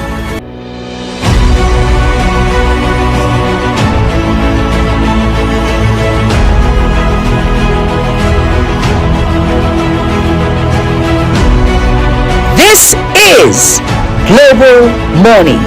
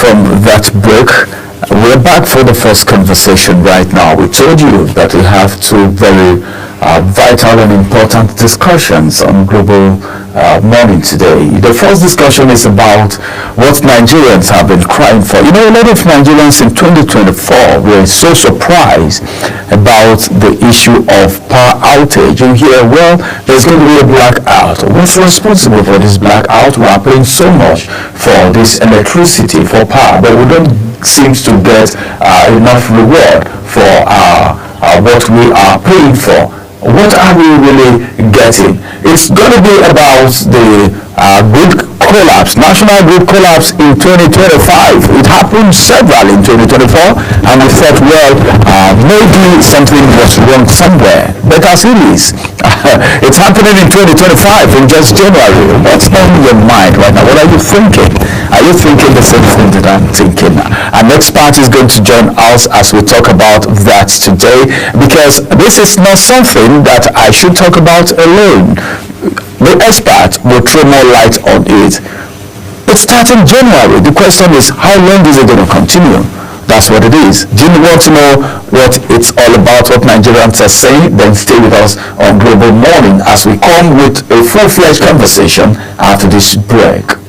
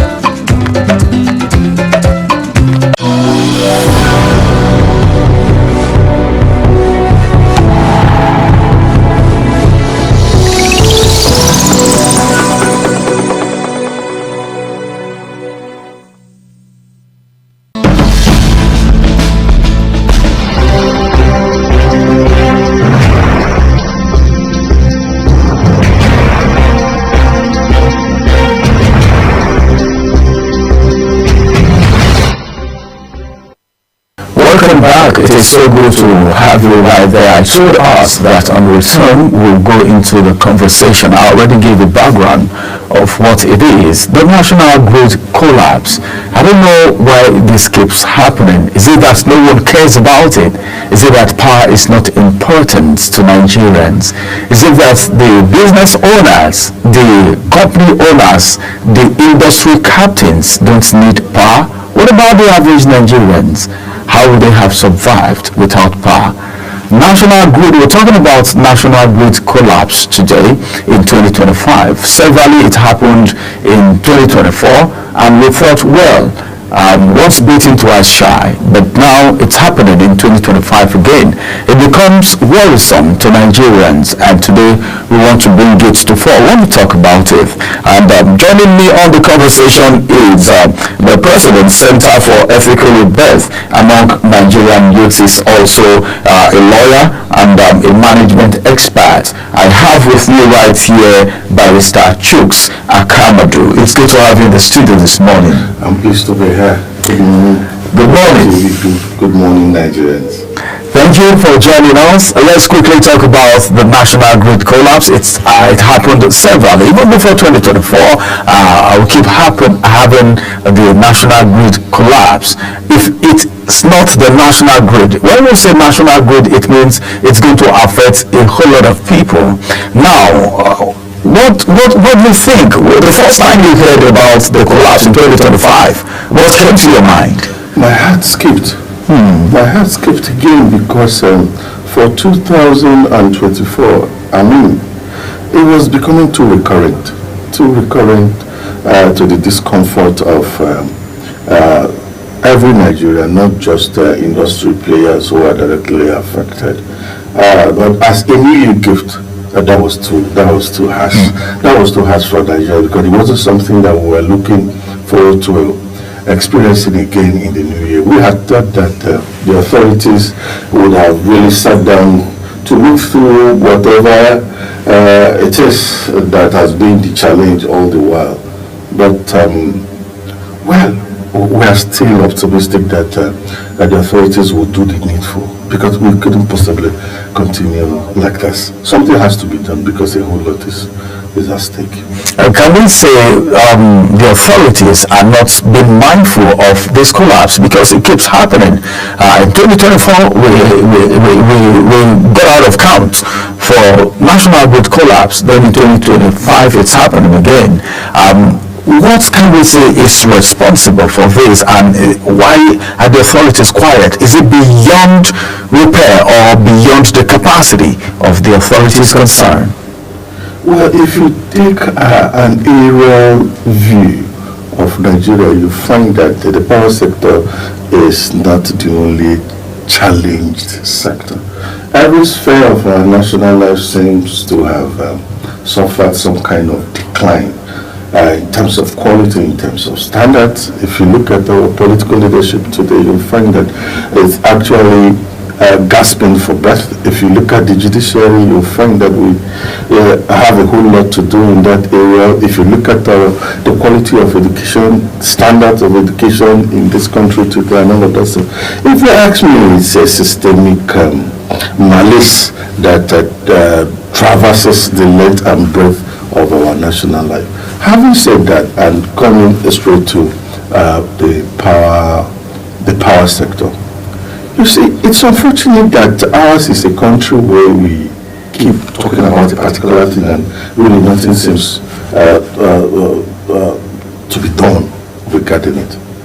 Not too long ago, the National Council on Power were all over the place telling us of plans to increase power generation, stabilize it at some point, and then ultimately take us to a point where we'll have uninterrupted supply. But here we are. But rather more fundamentally, I think we should, for the purpose of clarity, let our viewers understand where we are at the moment, why this is a concern. National grid collapse, when we say the national grid has collapsed, what does that really mean? It simply means that the electricity generated, it simply means that we are witnessing a significant reduction or significant increase on the electricity generated or that is being supplied. If you have significant reduction on the demand on this electricity generated that is being supplied, there will naturally be a national grid collapse. Then if you also have increase, if you have pressure on the increase, more people need to consume generated power more than the quantity that has been generated. That will also be national grid collapse. Now, in our case, we are not talking about any significant reduction in demand. No, what we have in this part of the world is usually, almost always, significant pressure, significant demand on the supply that we have and all of that. And why is it so? We are a population of 220 million people, for goodness sake. And we are looking about generation capacity of about 22 million megawatts in a year. Oh, that's abysmally low. Anybody. We can't be doing, a country as vast as Nigeria can be talking about 4,500 megawatts a day. It wouldn't work. Comparatively speaking, if you look at a country like South Africa has a population of slightly above 16 million people. But how much? What's their generation capacity in South Africa? Their generation capacity is well over 58,000 megawatts. So that is very, very bad. And you begin to ask, why can't Nigeria generate enough electricity that will go around? And we've been talking about this from time to time. Generally, from Obasanjo's time, they declared state of emergency on power. After Obasanjo, we had Yar'Adua. Yar'Adua left office, we also had Jonathan. Jonathan left office. And over the years, after Jonathan, we had Buhari. And now we have President Bola Ahmed Tinubu. And after all this, you find that a whole lot of money, trillions of naira, have gone down the drain, as it were. Nobody is accounting for anything. Nigerians remain helpless and helpless. Why is it so? There's something wrong with the system. And that's why the government of the day owes us a duty, not just to explain why it has been like this, but to rectify it as a matter of urgency, so that our industries can breathe, so that job losses can be cut, so that the people can go about their normal businesses, and then businesses can also operate profitably. All right, as a matter of fact, businesses and every individual will need to enjoy power because it is essential. It's one of the basic amenities that Nigerians need to at least feel the impact of this nation. Let's get to supervision and accountability. A lot of people look at supervision and accountability as a problem in Nigeria, not just in the power sector, but we're talking about the power sector this morning because of this constant collapse. Can we say there is deficiency in the area of supervision and accountability on the part of the federal government? Well, I think in the power generation, transmission and distribution mix, there is a conspiracy somewhere. There has to be a conspiracy for this thing to have lingered all this while. So I put it on the laps of our leaders, from the presidency to the least person that is involved within this power, power environment. So what I think is that, like I said, federal government owes us a duty to explain satisfactorily why this has been this recurrent. Why this has apparently defied all solutions. And then there must be culprits. If we have such culprits, we must make an example of them. There should be some form of reprimand. Because if we don't bring them to account, that's why this thing will continue to repeat itself. Somebody must have to account for why trillions go into the power sector and then we don't have anything to show for it. And our jobs are lost. Every other day, businesses are shut down and all of that. And of course that automatically affects the cost of production. And we all saw that things are very, very costly in the market and all of that. If we had steady energy supply, we wouldn't be where we are. And significantly we would have been buying things at a much cheaper rate. But if you look at how much production now costs, you find that manufacturers, that's why if you ask Manufacturers Association of Nigeria, if they tell you what their story has been, you shed tears. So this is affecting everybody, and government must put in place measures that would make people approach this power problem with so much caution and restraint, and not see it as an ordinary thing. We not see it as an emergency, we not see it as a worsening emergency really.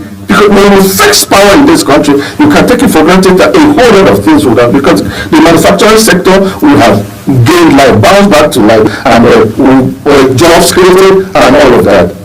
All right, we're talking about power right here. Let's look at when before now everyone was enjoying the defunct NEPA, and before it was actually privatized, and we have the power holding company of Nigeria, and we have different units of them. You have the AEDC, you have the Just Electricity Distribution Company, and all of that.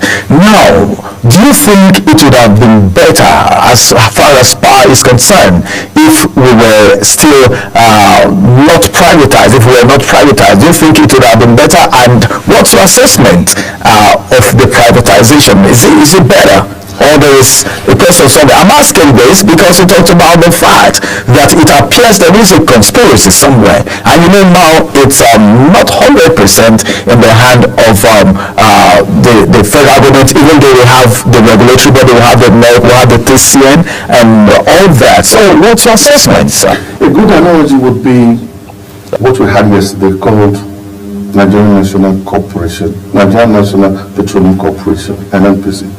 And today we have Nigerian National Petroleum Company Limited. I mean, what's the difference? We're yet to see the difference between the defunct NNPC and the current NNPCL that we do have. Well, if you look at the power domain today in this country, I don't think that privatization was a wrong option for us. I think it was a right step in the right direction. Any forward-looking society would naturally settle for privatization of its power sector so that you can have competition. When you have competition, eventually what would happen is that the cost, the price, eventually will be forced down for the benefit of the generality of the people. Having said that, Nigeria being what it is, I think this is a transition period from an era where government dominated the power sector, and now that the power sector, now that the private sector players are the ones running this stuff. Yes, I agree that it ordinarily shouldn't be an event for things to turn around. I expect that it should be a process for us to begin to see the dividends of moving from public sector dominated power sector to moving to a private sector dominated power sector. But the process is lingering for eternity. This process is lingering for eternity. That's why I said government must put in place mechanisms that will ensure that the processes are fast-tracked. We need accelerated action on the part of government that will enable the private sector players who have come in to really have something to show for their involvement in the power sector. Otherwise, what the average Nigerian has witnessed over time is the same thing, like 6.5 dozen. That's what it looks like. Because with all the grammar that they speak on television and in the paper, write in the papers, you would find that the Nigerian will tell you that they still don't have power. So what is it that private sector isn't doing differently from what the public sector was doing there? That is what government should now find out and then compel them to do that, because that would be the only justification for our migration from a public sector dominated power sector to a private sector dominated power sector. But there is quiet, there is silence, and no one seems to be asking questions here. So why is nobody asking questions? Because you see that's why the government is asking questions. That is where we miss the point again. Charles Colton once said, liberty, I quote, liberty is a blessing. Though a blessing, it must be earned before it can be enjoyed. What that simply means is that the citizenry, we don't have conscious followers. We don't have a conscious followership. We don't have a culture of placing demands on our leaders. Ordinarily, the silence on the part of government is ominous. Why should there be this? Why should they be on this? Why should they be mute? over this kind of matter. But then Nigerians, I think we've beaten to a point where we no longer recognize that we also have a role to play, because governance really is not a one-way traffic at all. It takes two to tango. When you say government, of course, you're talking about leaders and you're talking about the followers. So the followers should at all times endeavor to keep the government, their leaders, on their toes. But like I said, we even seem to have resigned to fate. But that is the wrongest, that's the wrong thing to do for us as a people. So the people must wake up, realize that they have a role to play. Place demands on the government, insist that their demands are met, because they are actually the employers of the government and the governor, and the government actors. They are those actors in government are the employees of the people. I don't think the people were doing enough. That's why fora like this, platforms like this, are very, very commendable, because it now affords us opportunity to ventilate, fertilize ideas, and then express our concerns, so that those in authority will hear us. Today, for me, having been given this opportunity by Global TV, I'm thankful to Global TV. And I'm saying, government, you are not alive to your responsibilities. You are not alive to your responsibility. Even if there are problems here and there and all of that, we need satisfactory explanations, and it shouldn't stop at that. You need to go further to proffer solutions that will make this thing a thing of the past, because the nation has to move forward.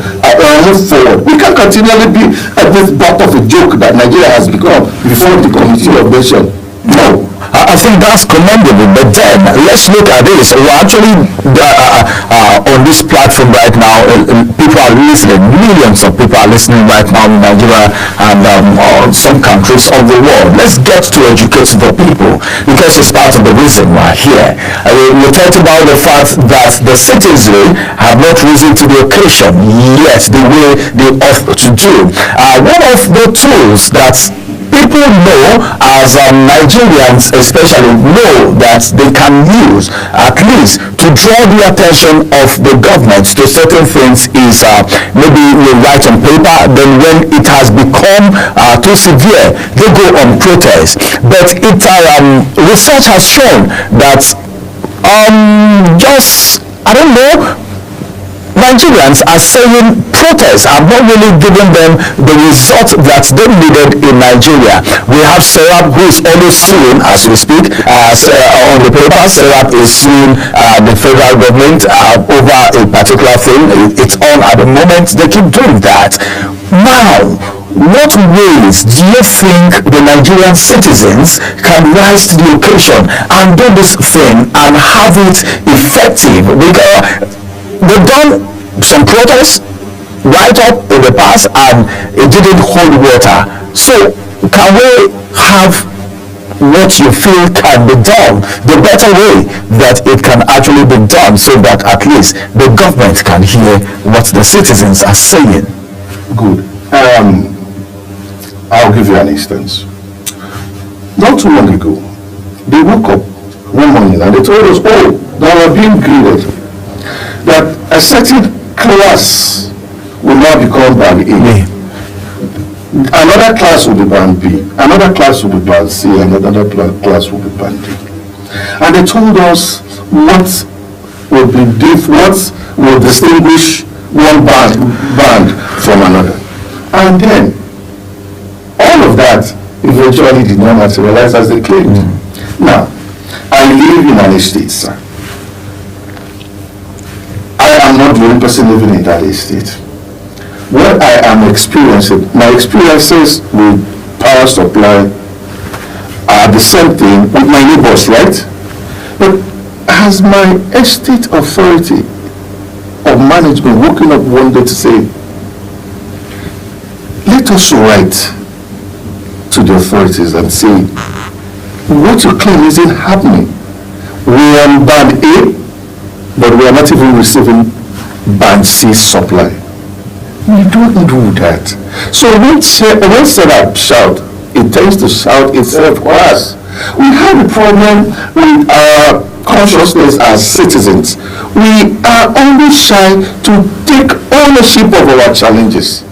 If my estate does the right thing, which is to wake up. We have the state association to say, okay, we're going to write the authorities and then and we now have neighboring estates and all of that. By the time this particular office gets inundated with similar letters of complaint and all of that, they feel that this thing is very widespread. And when they say that it's widespread, and that way, they also see clearly that there is no political undertone to our protest letters. Because that is important. Because if you don't take care of that angle, government is very likely. Government is very likely to spill it against political opponents and say, oh, this is instigated, we are doing this and we are doing that, some people are being influenced to do this kind of thing. But when it evolves organically from the respective segments of the populace, they will find that truly this thing is escalating to a point they will be compelled to do something drastic about it. All right, so the national grid collapse in 2025 is what we are talking about right here, and of course a lot has been established. Talking about national grid collapse, Nigerians feel anytime the national grid collapse is like putting Nigerians from frying pan to fire, because in the first place the power supply is not there in the first place. Then secondly, we talked about the band now, band A, band B, band C and D.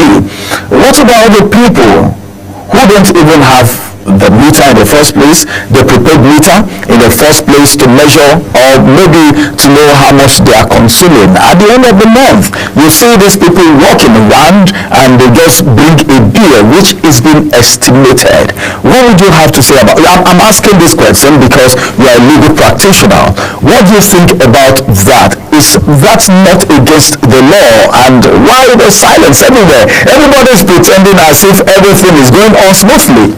Estimated billing is fraud on the people. What are you estimating? And oftentimes, if you ask these communities that are still yet to receive have prepaid meters installed, they don't see the light. They don't see the light. What they do in some of these communities is that if they are coming with their bills, in 2-3 days, ahead of that coming with their bills, they will give them epileptic power, so that they will make sure that normally you will be blackmailed into accepting whatever that is thrown at you, because there is you are seeing light, but that light is actually a fake, because it came with them, and that light, I can assure you, will go with them. But this is not good. That is not how to show fidelity to leadership when you are in government. You see, like I said, maybe over time, because of our experiences of the past, we've beaten to a pulp, more or less. That's why we scarcely find the nerve to stand up for our rights. Ordinarily, a country like Nigeria should still be talking about estimated bill. If you are not able to bill me appropriately, you take the blame, since I am willing and ready to pay for your services. You get it? So you don't take advantage of me and then you carry out this fraud on me. Government should look into it. I don't expect government to do magic overnight, quite all right, but we need them to demonstrate sincerity in all of this. If we see incremental progress being made in the power sector, we will be talking about this. We will have been in a position to say those who are still under the yoke of estimated billing, we would have had basis to tell them to please calm down. Government is on its way and it will soon get to your turn. All right, government is on its way and it will still get to your turn. All these things are challenges in the midst of a challenging economy. We're having all of this. Now Nigeria is talking about bringing in investors. Today we heard that NNPCL, Dangote Refinery and some other companies want to generate their own power, and as a matter of fact, Total, the three institutions. Now, as it is right now, do you think it's possible for Nigeria to have an alternative? Will it be of an advantage?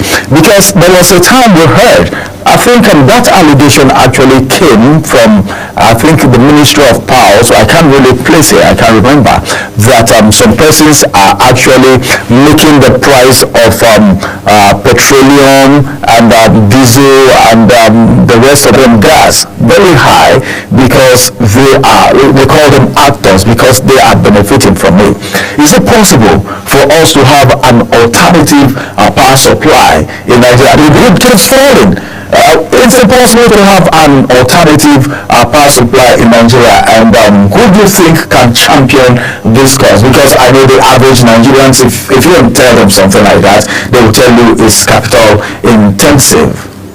It's possible to have alternative power generation front in Nigeria, and I think it's a path that the government should encourage the private sector to work. The private sector should be encouraged to generate, since it's obvious that the government isn't meeting the energy needs of the people. And then we have private investors who are willing to go. Their interest in that sector should be deemed complementary by the government, and they should be given all that is required to enable them indeed complement the efforts of the government for the good of Nigeria and Nigerians. All right. Now it's a challenge already. It's a challenge that Nigerians are facing. Do you think there is a way forward, as a matter of fact? Because this is 2025, like you said. The real gift that Nigerians got was a great collapse. Now. Is there a way forward, as a matter of fact? There has to be a way forward. Elections are around the corner. People in government would need a renewal of mandate, and power is at the center of the need of the people, because it also has a whole lot to do with prices of commodities in the market. So I imagine that without being told that the government would soon realize that it has an emergency on its hand, and then with double efforts to ensure that something drastic is done about the power supply challenge that we have in this country. Something just has to be done. Something just has to be done. Otherwise the government would be demarketing itself and then inviting the opposition to replace it. Well, I think talking about opposition, do we really have opposition in Nigeria right now because of the crisis in PDP and Labour Party and the rest of them? All right, let's get to power right now. We're talking about grid collapse. What about vandals? We've heard of high tension being vandalized, or had even in communities. See, it's so appalling that in some communities right now, we're talking about the city, if you travel to the hinterland, if you travel to the communities, you see that you just see poles, there are no wires, it has been vandalized and all of that. Who is to be held responsible for that? There was no light, it was vandalized. The citizens are doing this vandalism, and it's as if the community even felt, well, there is nothing we can do, and it's like that. Who is to be blamed, and how can that be called right now? Because it's not all about the greed. We're talking about it, but what about the people themselves? This is a very, very dicey one. Dicey one, for me, is a classic case of the chicken and the egg, which comes first. Really, again, this is symptomatic of the death of patriotism. It is so because you also find the people culpable in this particular regard. And why it is so is that the community itself, for some reason, believe that they are neglected enough not to protect government facility. And unfortunately, they forget that government facility is public facility. Public facility is their own facility. So that's why you see that they tend to turn a blind eye when some unscrupulous members of their communities decide to vandalize critical national assets. Now, on the one hand, you would say the people are to blame. Yes, why would they do this to themselves? Because what they do actually is to undermine their own growth, undermine their own well-being. Yes, they are blameworthy in that regard. Then again, you look at the causative factors, you now say, okay, government, have you done your bit? If you have done your bit, the people naturally wouldn't have had any reason to go destroy that which is installed for their own benefit. So what it simply means is that Nigerians at this point should find a way of realizing that we are living under the same roof. And we agree that truly that the roof is leaking. That the roof is leaking does not mean that we should all go pull off the zinc, the remaining zinc, or the ones that are still good. No, if we do that, everybody's going to get wet. So the right thing is for us to have a sense of responsibility towards critical national assets, and then realize that we are critical stakeholders in governance. We shouldn't be removing ourselves from the project called governance. We need to, that was why I talked about co-ownership. We need to have a sense of co-ownership of the process called governance. That way we can engage those we put in office. That way we would have an obligation to jealously guard government facilities within our communities.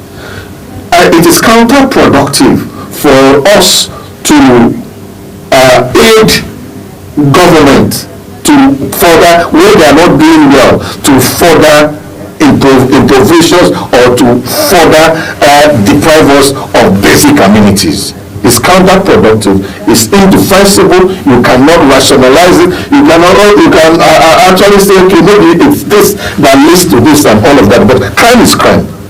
Crime is crime. When you commit an offense, whatever it was that predisposed you to that particular crime would not matter when the ingredients of that offense are being established before a competent court of law. Well, it's so good that you are a barrister, you are a lawyer, so whatever you're saying now is valid. Let's just, our time, we're trying to round it now, but let's look at this. It is allegedly been said by Nigerians that people who are into the business of importing generating plants also play a role in jeopardizing the activities in the power sector. And it is allegedly said that the authorities in a way are even aware of this fact, that these people don't want the power sector to function optimally because their business is going to be affected. It is allegedly being said by Nigerians. I don't know, does that statement, does that belief, that allegation make any sense to you, looking at the current happening and the nature of epileptic supplies that we have as far as power is concerned in Nigeria? Does it make any sense, or can we, I don't know what your thought is. Can you bring your thoughts to the fore? It's unfortunate that Nigeria, anything goes. It's also unfortunate that in Nigeria, we distance ourselves from a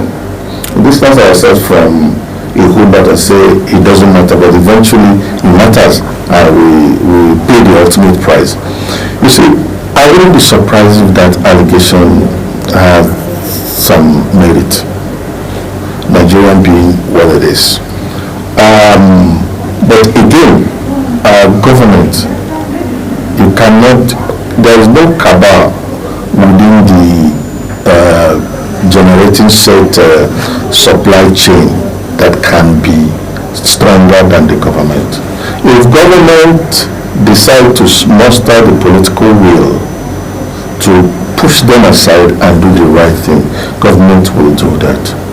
And for some reason, I think that this present government has got such nerve to look the cabal, if they so exist, as being alleged in the face and ask them to go to hell.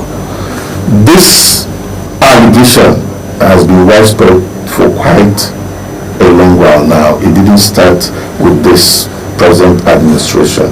So I would want to say a tomorrow where the government, this present administration, confronts this particular thing, investigate, find out whether there is truth in it. If there is truth in it, dismantle this cabal and then ensure that they are removed as a clog in the way of the progress of the people, so that we can have light. Then if they need to sit down with the importers of this generating sets and then agree on terms for them to be phased out, then they should do that so that they can be kicked out and the people can know peace once and for all. All right, I don't know how much belief you have in Nigeria, especially the power sector, as a patriotic Nigerian and a legal practitioner. The collapse of the grid, do you think it is something that can be handled and it will become a thing of the past? And that's one. Then secondly, okay, where do you see the power sector in 5 to 10 years from now?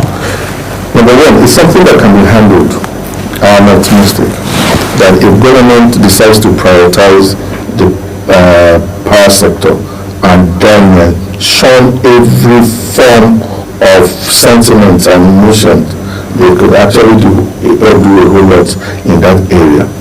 5-10 years from now will depend on how the government perceives this particular challenge. Again, it also means that we as the people must impress it on government that this is a precondition for us to continue to have faith in it. Because every government would naturally want the buy-in of the people as it handles the affairs of the state.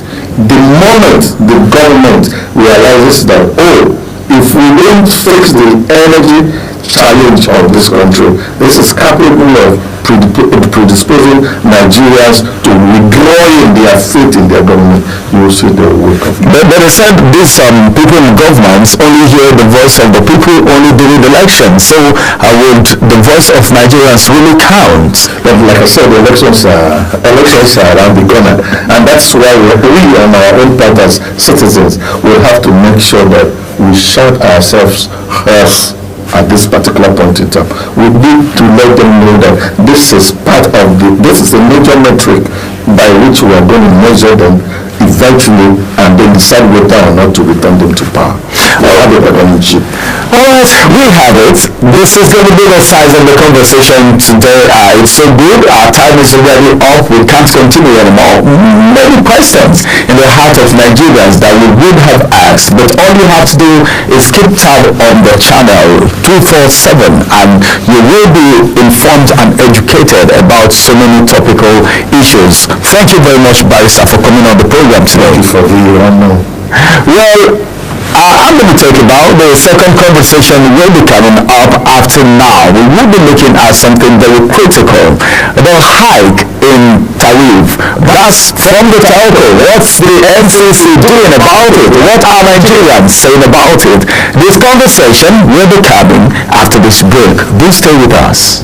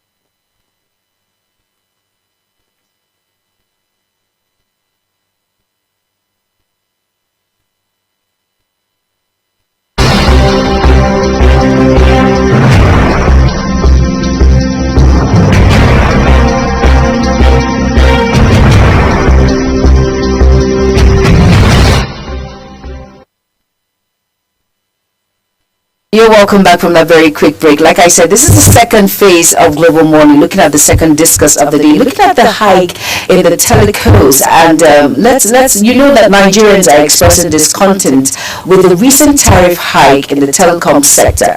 Now, this increase in tariff has sparked concerns among consumers about the affordability and accessibility of communication services. Now, the telecom sector in Nigeria plays a vital role in connecting people across the country and the world, and any changes in tariffs can significantly impact the population's ability to stay connected.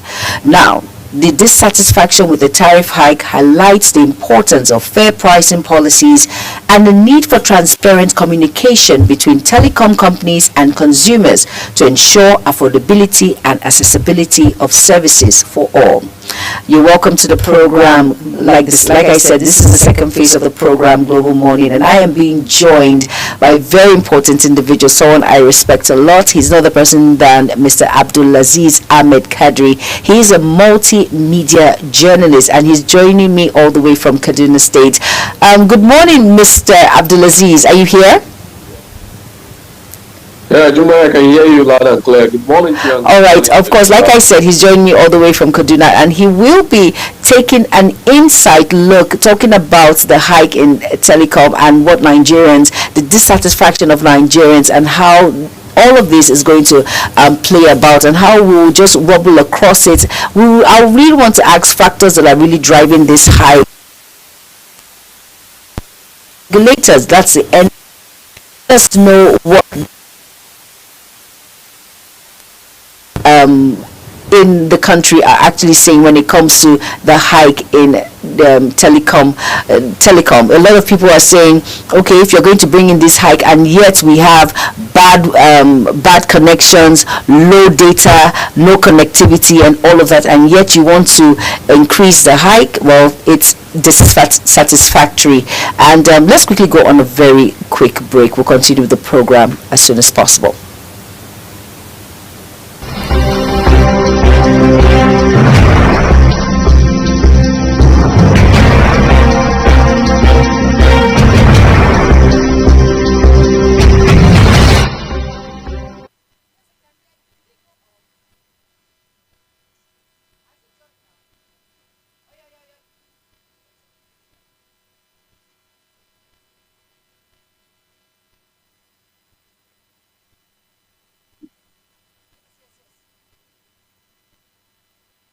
Welcome back to the program. Like I said, I'm being joined by a very important individual, someone I respect a lot, not the person than Mr. Abdulaziz Ahmed Kadri. Mr. Abdulaziz, good morning.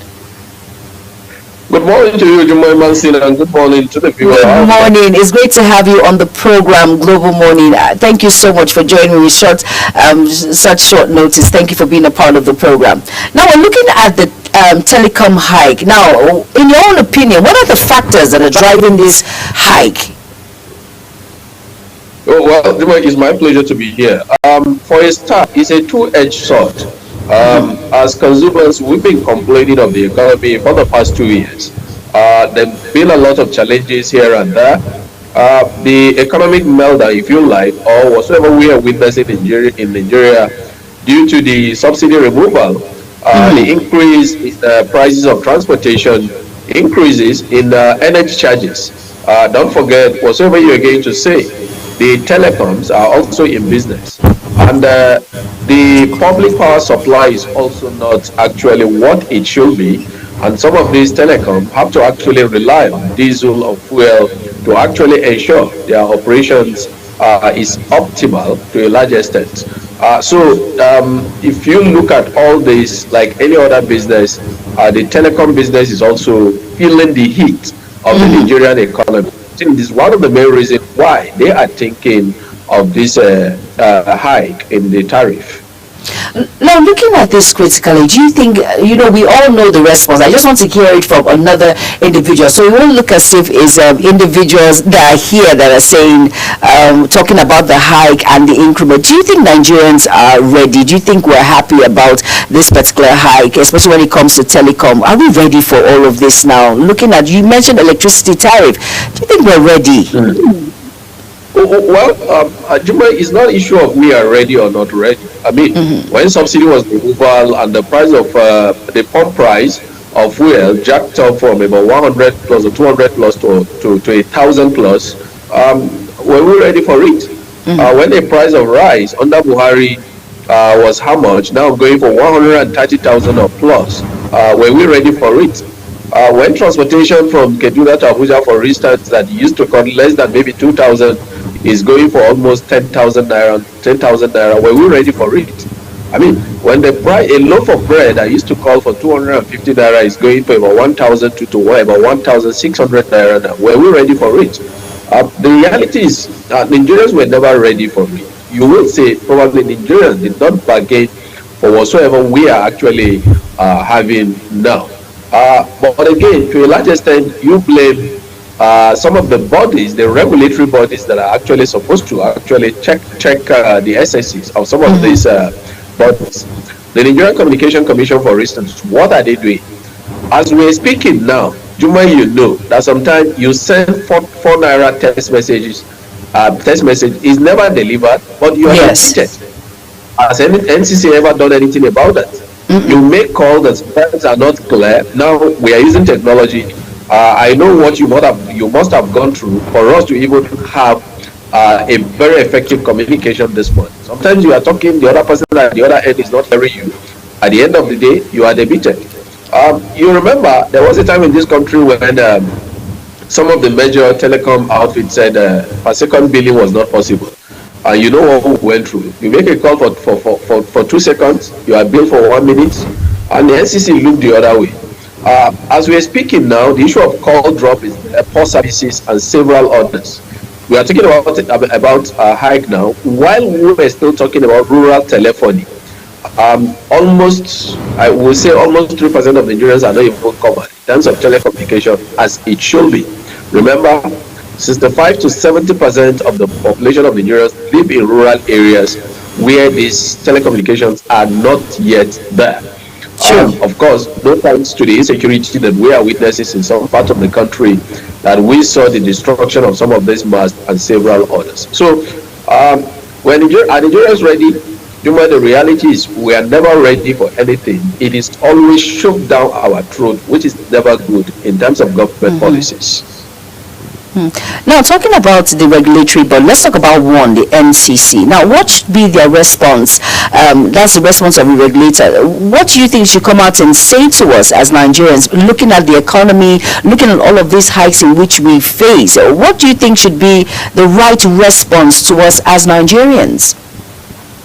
Well, sadly, like I said, regulatory bodies in Nigeria seems to be reactive instead of being proactive. You talked about NCC. Look at what is happening in the oil industry, for instance. We see what is going on with fuel, with diesel, for instance. Despite the hike in the pump price, you go to filling station, and instead of getting 1 liter, what you paid for is 1 liter. By the end of the day, you get less than 1 liter. And we have a regulatory body that ordinarily should actually supervise and ensure the right thing is done. But do we see them? We don't see them. They are not there. You see what happened with the tariff hike in terms of electricity. What happened? You have, what is it called, the regulatory body that ordinarily should ensure. You have the prepaid, you have the postpaid. But for people who use the postpaid, you know what happened. At the end of the day, they bring you what they call estimated billing. Whether you like it or not, whether you consume that energy or not, at the end of the day, you have to pay for it. And the regulatory body looks the other way. So for NCC, I think by now, you will be thinking that NCC will ensure that, look, infrastructures are developed in such a way that just ordinary calls will be effective. Data, for instance, we are on television. For broadcast, data has become the water of broadcast. But do we get that? Until recently, the coming of Starlink, I don't want to mention product, but we have to. Until the coming of Starlink, you know what it means for you to actually subscribe for data. People will say, welcome to Nigeria, where 1 month data lasts for only 1 week. Very true. So we tell you 1 month. Then when you do 1 month subscription, sometimes it doesn't even last you a week, for instance. People complain, for instance, that when they make subscription for a month. Sometimes they don't even use it for 24 hours and everything is gone. Now, people are being debited on daily basis for certain things that they did not subscribe for. When you complain, it becomes a problem. Some of us remember the days of Nigel, when you have to queue for long hours to even pay your bill. At the end of the day, you go to pay your bill, not your fault. You don't get your bill paid because of long queue. At the end of the day, your line is toast. We're thinking that with the liberalization of the telecom sector, we will not be having that problem, but we still seem to be having the problem. So NCC should first of all ensure that, look, the issue of call drop, the issue of data subscribe not being effective, telephony not getting into certain places you should get to. I'm sure, Juma, you know that there are places you go to. For you to make call, you have to climb a tree. Or you have to climb to the highest point in such places for you to be able to make effective call, for instance. We shouldn't be. Again, if you have people outside this country, for instance, they can call you for hours and you speak for hours on end. And you tend to wonder, these people, what kind of subscription are they doing that, I mean, their airtime don't end. But in our own case, that is not the situation. So those are things that, first of all, NCC should ensure that effective consumer protection is put in place. But we don't seem to be getting that. And then sometimes I feel as if the consumers are not put into consideration when it comes to all of these hikes that are being put in place. But, well, it's just my own personal opinion. Now, looking at this tariff hike, some people in power or in place will tell you it's for the beneficial of Nigerians. But how would this tariff hike impact the average Nigerian's budget? Well, it's like the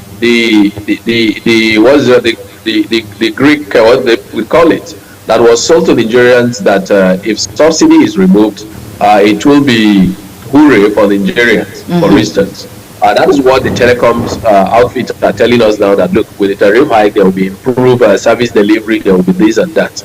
We're meant to understand that if subsidy is removed, Nigerians will be spending less on transportation, fuel will be virtually everywhere. But it's almost 2 years now when subsidy was removed. Is it getting better? It seems to be getting worse on daily basis. Worst. So for the telecom outfit, the same thing with the electricity tariff hike. We're meant to understand that, look, the moment you are banned, in fact, in this part of the country, we say those who are bandits that become bandits. For instance, we joke about that. They say if you're in band A, you get almost 24-hour power supply. But is that the case now? Definitely not. No. If you're in band B, you get this. If you're in band C, so we keep getting promises that at the end of the day are not fulfilled. So with the telecom tariff hike and the promises, I think Nigerians are also taking it with that skepticism. Because like they say in northern Nigeria, that if a man says he wants to dash you an outfit, that you should check the one he is wearing first. So before somebody promise you that, look, if you pay this higher, this is what it's just like your landlord coming to say, okay, I'm coming to renovate your house. I'm going to jack up your rent. And when I do that, I'm going to tile your room. I'm going to put whatsoever. I'm going to put a borehole. I'm going to do that. Market-wise, what you do is put those things in place first. Let me have that effective service delivery. Then you can come and say, okay, I'm jacking up the tariff. Of course, I will have no option but to actually pay.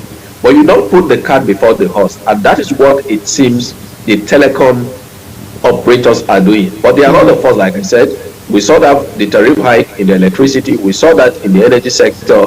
And we've not seen any improvement in any one of them. So it's putting the cart before the horse, which shouldn't be so. Now, looking at this critically, do you think there's any justification for the tariff increase? Because we've not really heard anything. We, on the other side, the consumers have just complained about data. The accessibility of calls is really low, is slow. What is the justification for this tariff increase, in your own opinion? Well, Juma, I think that was where we started from. Like I said, these people are in business. These people actually want to make profits like any other person. But of course, the economic situation is actually seems not favoring them. Like I said, go to any of the mast outpost of any of the telecom outfit, you realize that, look, they have a standby generator that they actually use diesel to power. But again, I think this is where innovation needs to actually come in. Very true. Talking about, yes, when we're talking about renewable energy, for instance. But again, like I always say, Juma, you know the way it is. Even if you have an inverter in your house, for instance, if it is meant to be, if it meant to work for 24 hours before you charge it, you need public power supply to actually charge it. If it is not there, what do? You have to resort to generator again. That is also not helping. But I think the Nigerian government and policymakers need to be conscious of the fact that, look, Niger, for instance, as sad as it is, Niger, where we see Nigerians used to run to Nigeria to be all sorts of things. They are the beggars, they are the cobblers, they are this, they are the gatesmen, and what have you, things like that. We understand that for the last 1 year plus, the economy of Nigeria has improved so much that people are running to Nigeria. For instance, go to Katina, they will tell you. So if we are not careful, at the end of the day, we'll end up closing more businesses. And that is what it means. Security-wise, you also know what it means. We need to use technology, for instance, to fight insecurity. If you're going to check up this tariff, what happens to security agencies that actually needs to communicate using some of this telecommunication outfit, for instance? Juma, you know what happens with the POS operations of recent, issue of ATMs and what have you, things like that. We saw many people that have to go out of business. And with this telecom tariff hike, if we are not careful, again, we will come to that. But like I said from the beginning, it's a two-edged sword. They have to remain in business to serve you. But of course, the regulatory body should also ensure that we have the protection. I mean, consumer protection is number one, which, as it seems, not seems to be so. So for them, they have to make profit and they have to stay in business to serve us. But in the process, there shouldn't be a Shylock where at the end of the day, they will start asking for our skills. You know, you mentioned something, you said something about innovations. Now, do you think there are any alternative solutions to the tariff hike that we can consider looking outside these telecom companies? Is there any other alternative that we can put into place? Well, as it is now, I don't see any alternative. I think... So we just have to go with the flow, with the increased tariffs? That is it. You remember when fuel subsidy was removed and fuel of pump price jacked up, did we have any alternative? We didn't. I think of recent, when we saw the tariff hike in electricity, did we have any alternative? The only alternative was to resort to solar panels. All of a sudden, the solar panels that before now you get for 25,000 went for as much as 100,000 plus. I mean, that also means you have to spend money. Some of us, even at a point, forgot we have generating set, but of course you have to dust them and break them out again. But again, you either use diesel or you use what is it called, petrol, to actually power it. The alternatives we will have had will have been renewable energy. I keep saying this, but it seems that even our state government are not serious. Why did I say so? You remember before Buhari left, the liberalization of the power supply became an issue, so that he signed that bill that says state government can now generate their own power. Since that happened, out of the 36 state governments, Juma, I don't know if you can remember, if one state government came out to say, okay, let's look for a small dam where we can generate power, even if it is for a community. In northern Nigeria, for instance, we have this as wind is another thing. Windmill will have been a good source of power, for instance, for us. How many state governments have actually explored that? May God rest his soul. President Yar'Adua, as governor of Katsina State, started that. The windmill in Katsina now is wasting it. I think at a point it became a place that bandits took over, that nobody could even go to, you know. So I think it boils down to government policies not being in tandem with the reality. That because we seem to be spending so much. Look at what happened, for instance. Let's go to US. When the issue of revolution of renewable energy, moving from fuel-based vehicles to what is it called, electrical vehicle came up. You might remember what happened. The government pumped money into General Motors and other companies and say, okay, fine, we're giving you this loan so that at least you phase out the vehicles that use fuel so that we go to the electrical. In Nigeria, what do we see? We're talking CNG. CNG that in Asia, some Asian countries are phasing out. That's what we are talking about now. And in doing that, what do? We're talking about conversion kits. Even as we speak now, I'm sure you're in Abuja. If you go around Abuja, I don't know how many CNG stations you know in Abuja, for instance.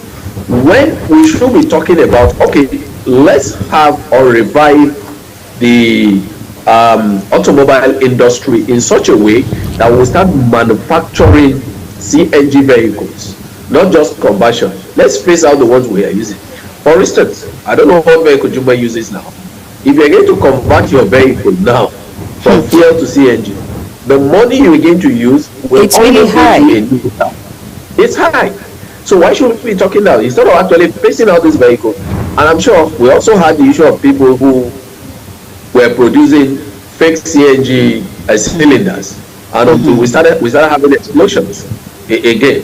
So I think that's what we should be talking. The Nigerians should be talking about alternative now to some of this. But as it is, what is the alternative to the telecom outfits that we have? We are not getting that. Juma, let's go back a bit. You remember when MTN came? I said it from beginning and said per second billing was not possible.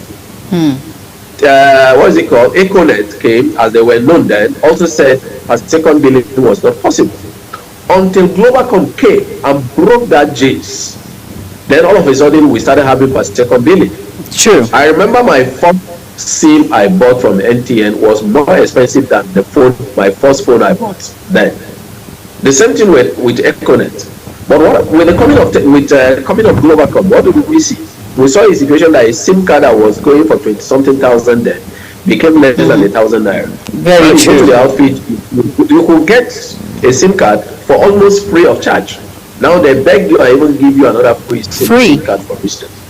Yes. So until we have policy makers, government policy makers that will think of such alternatives, we keep having this Shylock of telecom outfits that will be smiling to the banks while some of us will suffer. Because whether we like it or not, you know the way we say mass communication, you cannot not communicate. Communication has become very, very important. And any part of the world you are, you will actually want to communicate. But even business-wise, ICT, look at broadcast. I'm in Kaduna, you're in Abuja, and here we are doing a live program. Without it, we can't do it. What alternative can you get to this? Absolutely not for now. You know what, Mr. Abdulaziz, let's look at the bright side. Let's say the increase in tariffs gives us access to amazing service for delivery. Now, how would the increased tariff affect access to communication services for rural communities? Because we mentioned that at the beginning. If we get value for our money in all of this, how would this affect access to communication services for rural communities? Well, you see, that was why I spoke about the skepticism that Nigerians are having. When we were told that if they remove subsidy, fuel will be virtually everywhere, and they will be smiling, you buy fuel for. I mean, are we having that now, Jumai? When we were told that, look, once you are banned in terms of electricity supply, people in band A will get 24-hour supply. Are we getting that now? It seems there seems to be supplying darkness as it is. Yes. So that is why the promise of the telecom is not something that people are taking with a pinch of salt. As we're speaking, the buying power of every Nigerian has reduced. Juma, I'm sure where in the past you go with 10,000 naira and you have a leather bag full of things and go back home. Not now anymore. Between 150,000 to 200,000 for you to do that. True. So think of a family of 3 or 4 or 5. And whether we like it or not, education today cannot do without this telecom we're talking about. Today, students rely on their smartphones to actually do so many things.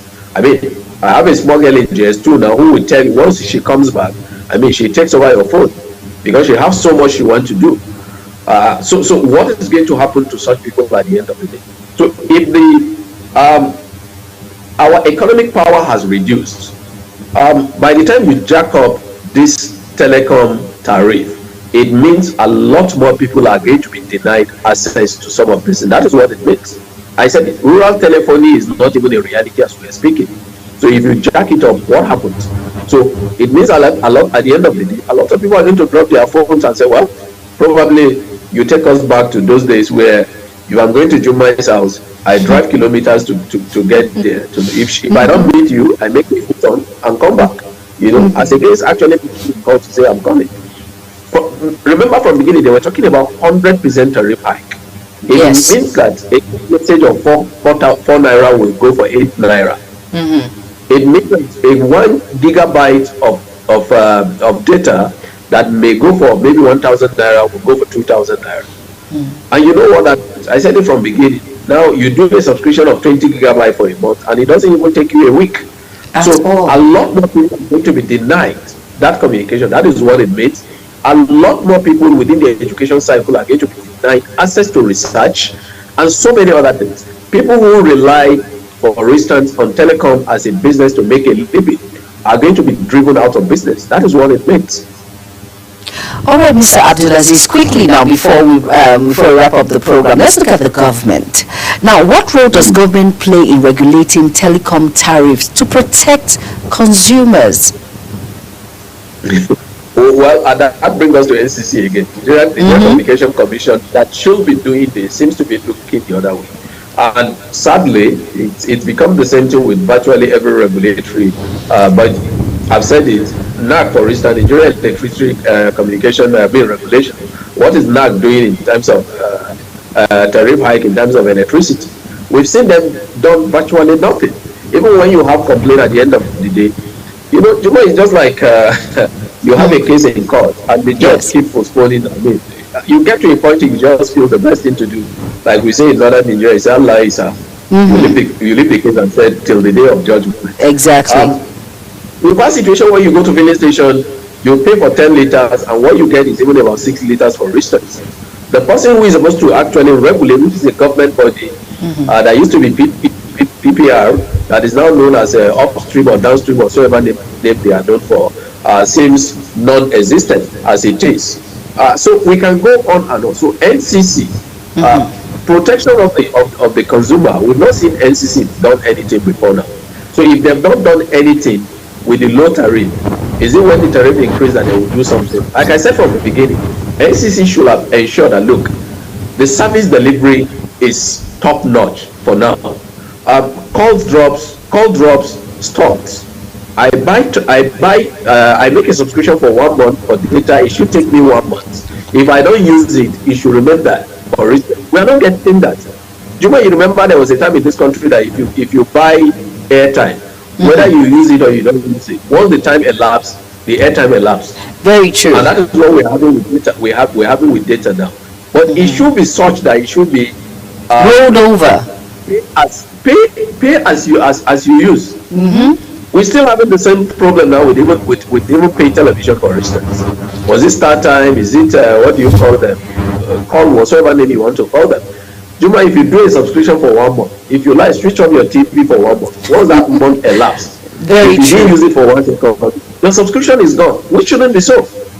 So it should be pay as you actually use. So until we have regulatory bodies that actually know what they are supposed to do, protect the consumers, this problem will persist. Oh my goodness, Mr. Abdulaziz Ahmed Kadri, you are an amazing individual. Thank you so much for being a part of Global Morning for the second discuss, talking about the hike in telecom tariff. Thank you very much. Thank you so much for being a part of the program. And let's not forget Mr. Abdulaziz Ahmed Kadri. He is a multimedia journalist. I call him my boss. He is my boss. He's an amazing individual. Thank you so much for being a part of the program. The pleasure is mine, Jumba. Have a nice day, and the people out there too. They should have a nice day. Thank you so much. All right, that's the second half of Global Morning this beautiful Monday morning. Let's go on a quick break as we wrap up the program. Stay tuned. Do not go anywhere.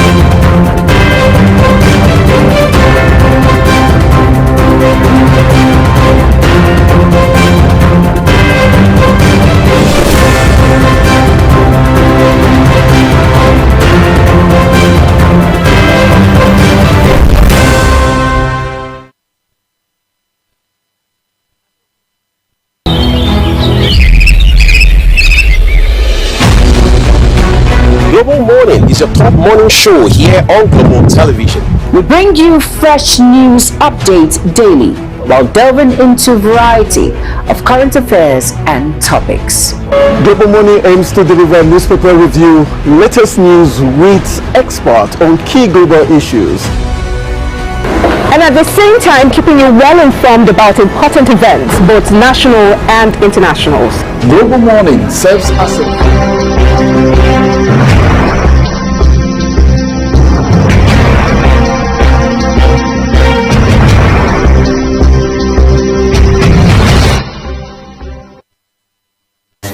And we've come to the end of the program, Global Morning, this beautiful Monday morning. Hope you had an amazing time with us talking about the hike in telecom and, of course, the collapse of the national grid. Right, Ramsey, we spoke about all of these issues in the videos today. Very important. Two crucial topics, and so good that we had experts that made it very simple and comprehensible. Yes, they did. And with that, we have to wrap it up on Global Morning, this beautiful Monday morning. Thank you all so much for being a part of the program. Have an amazing day ahead.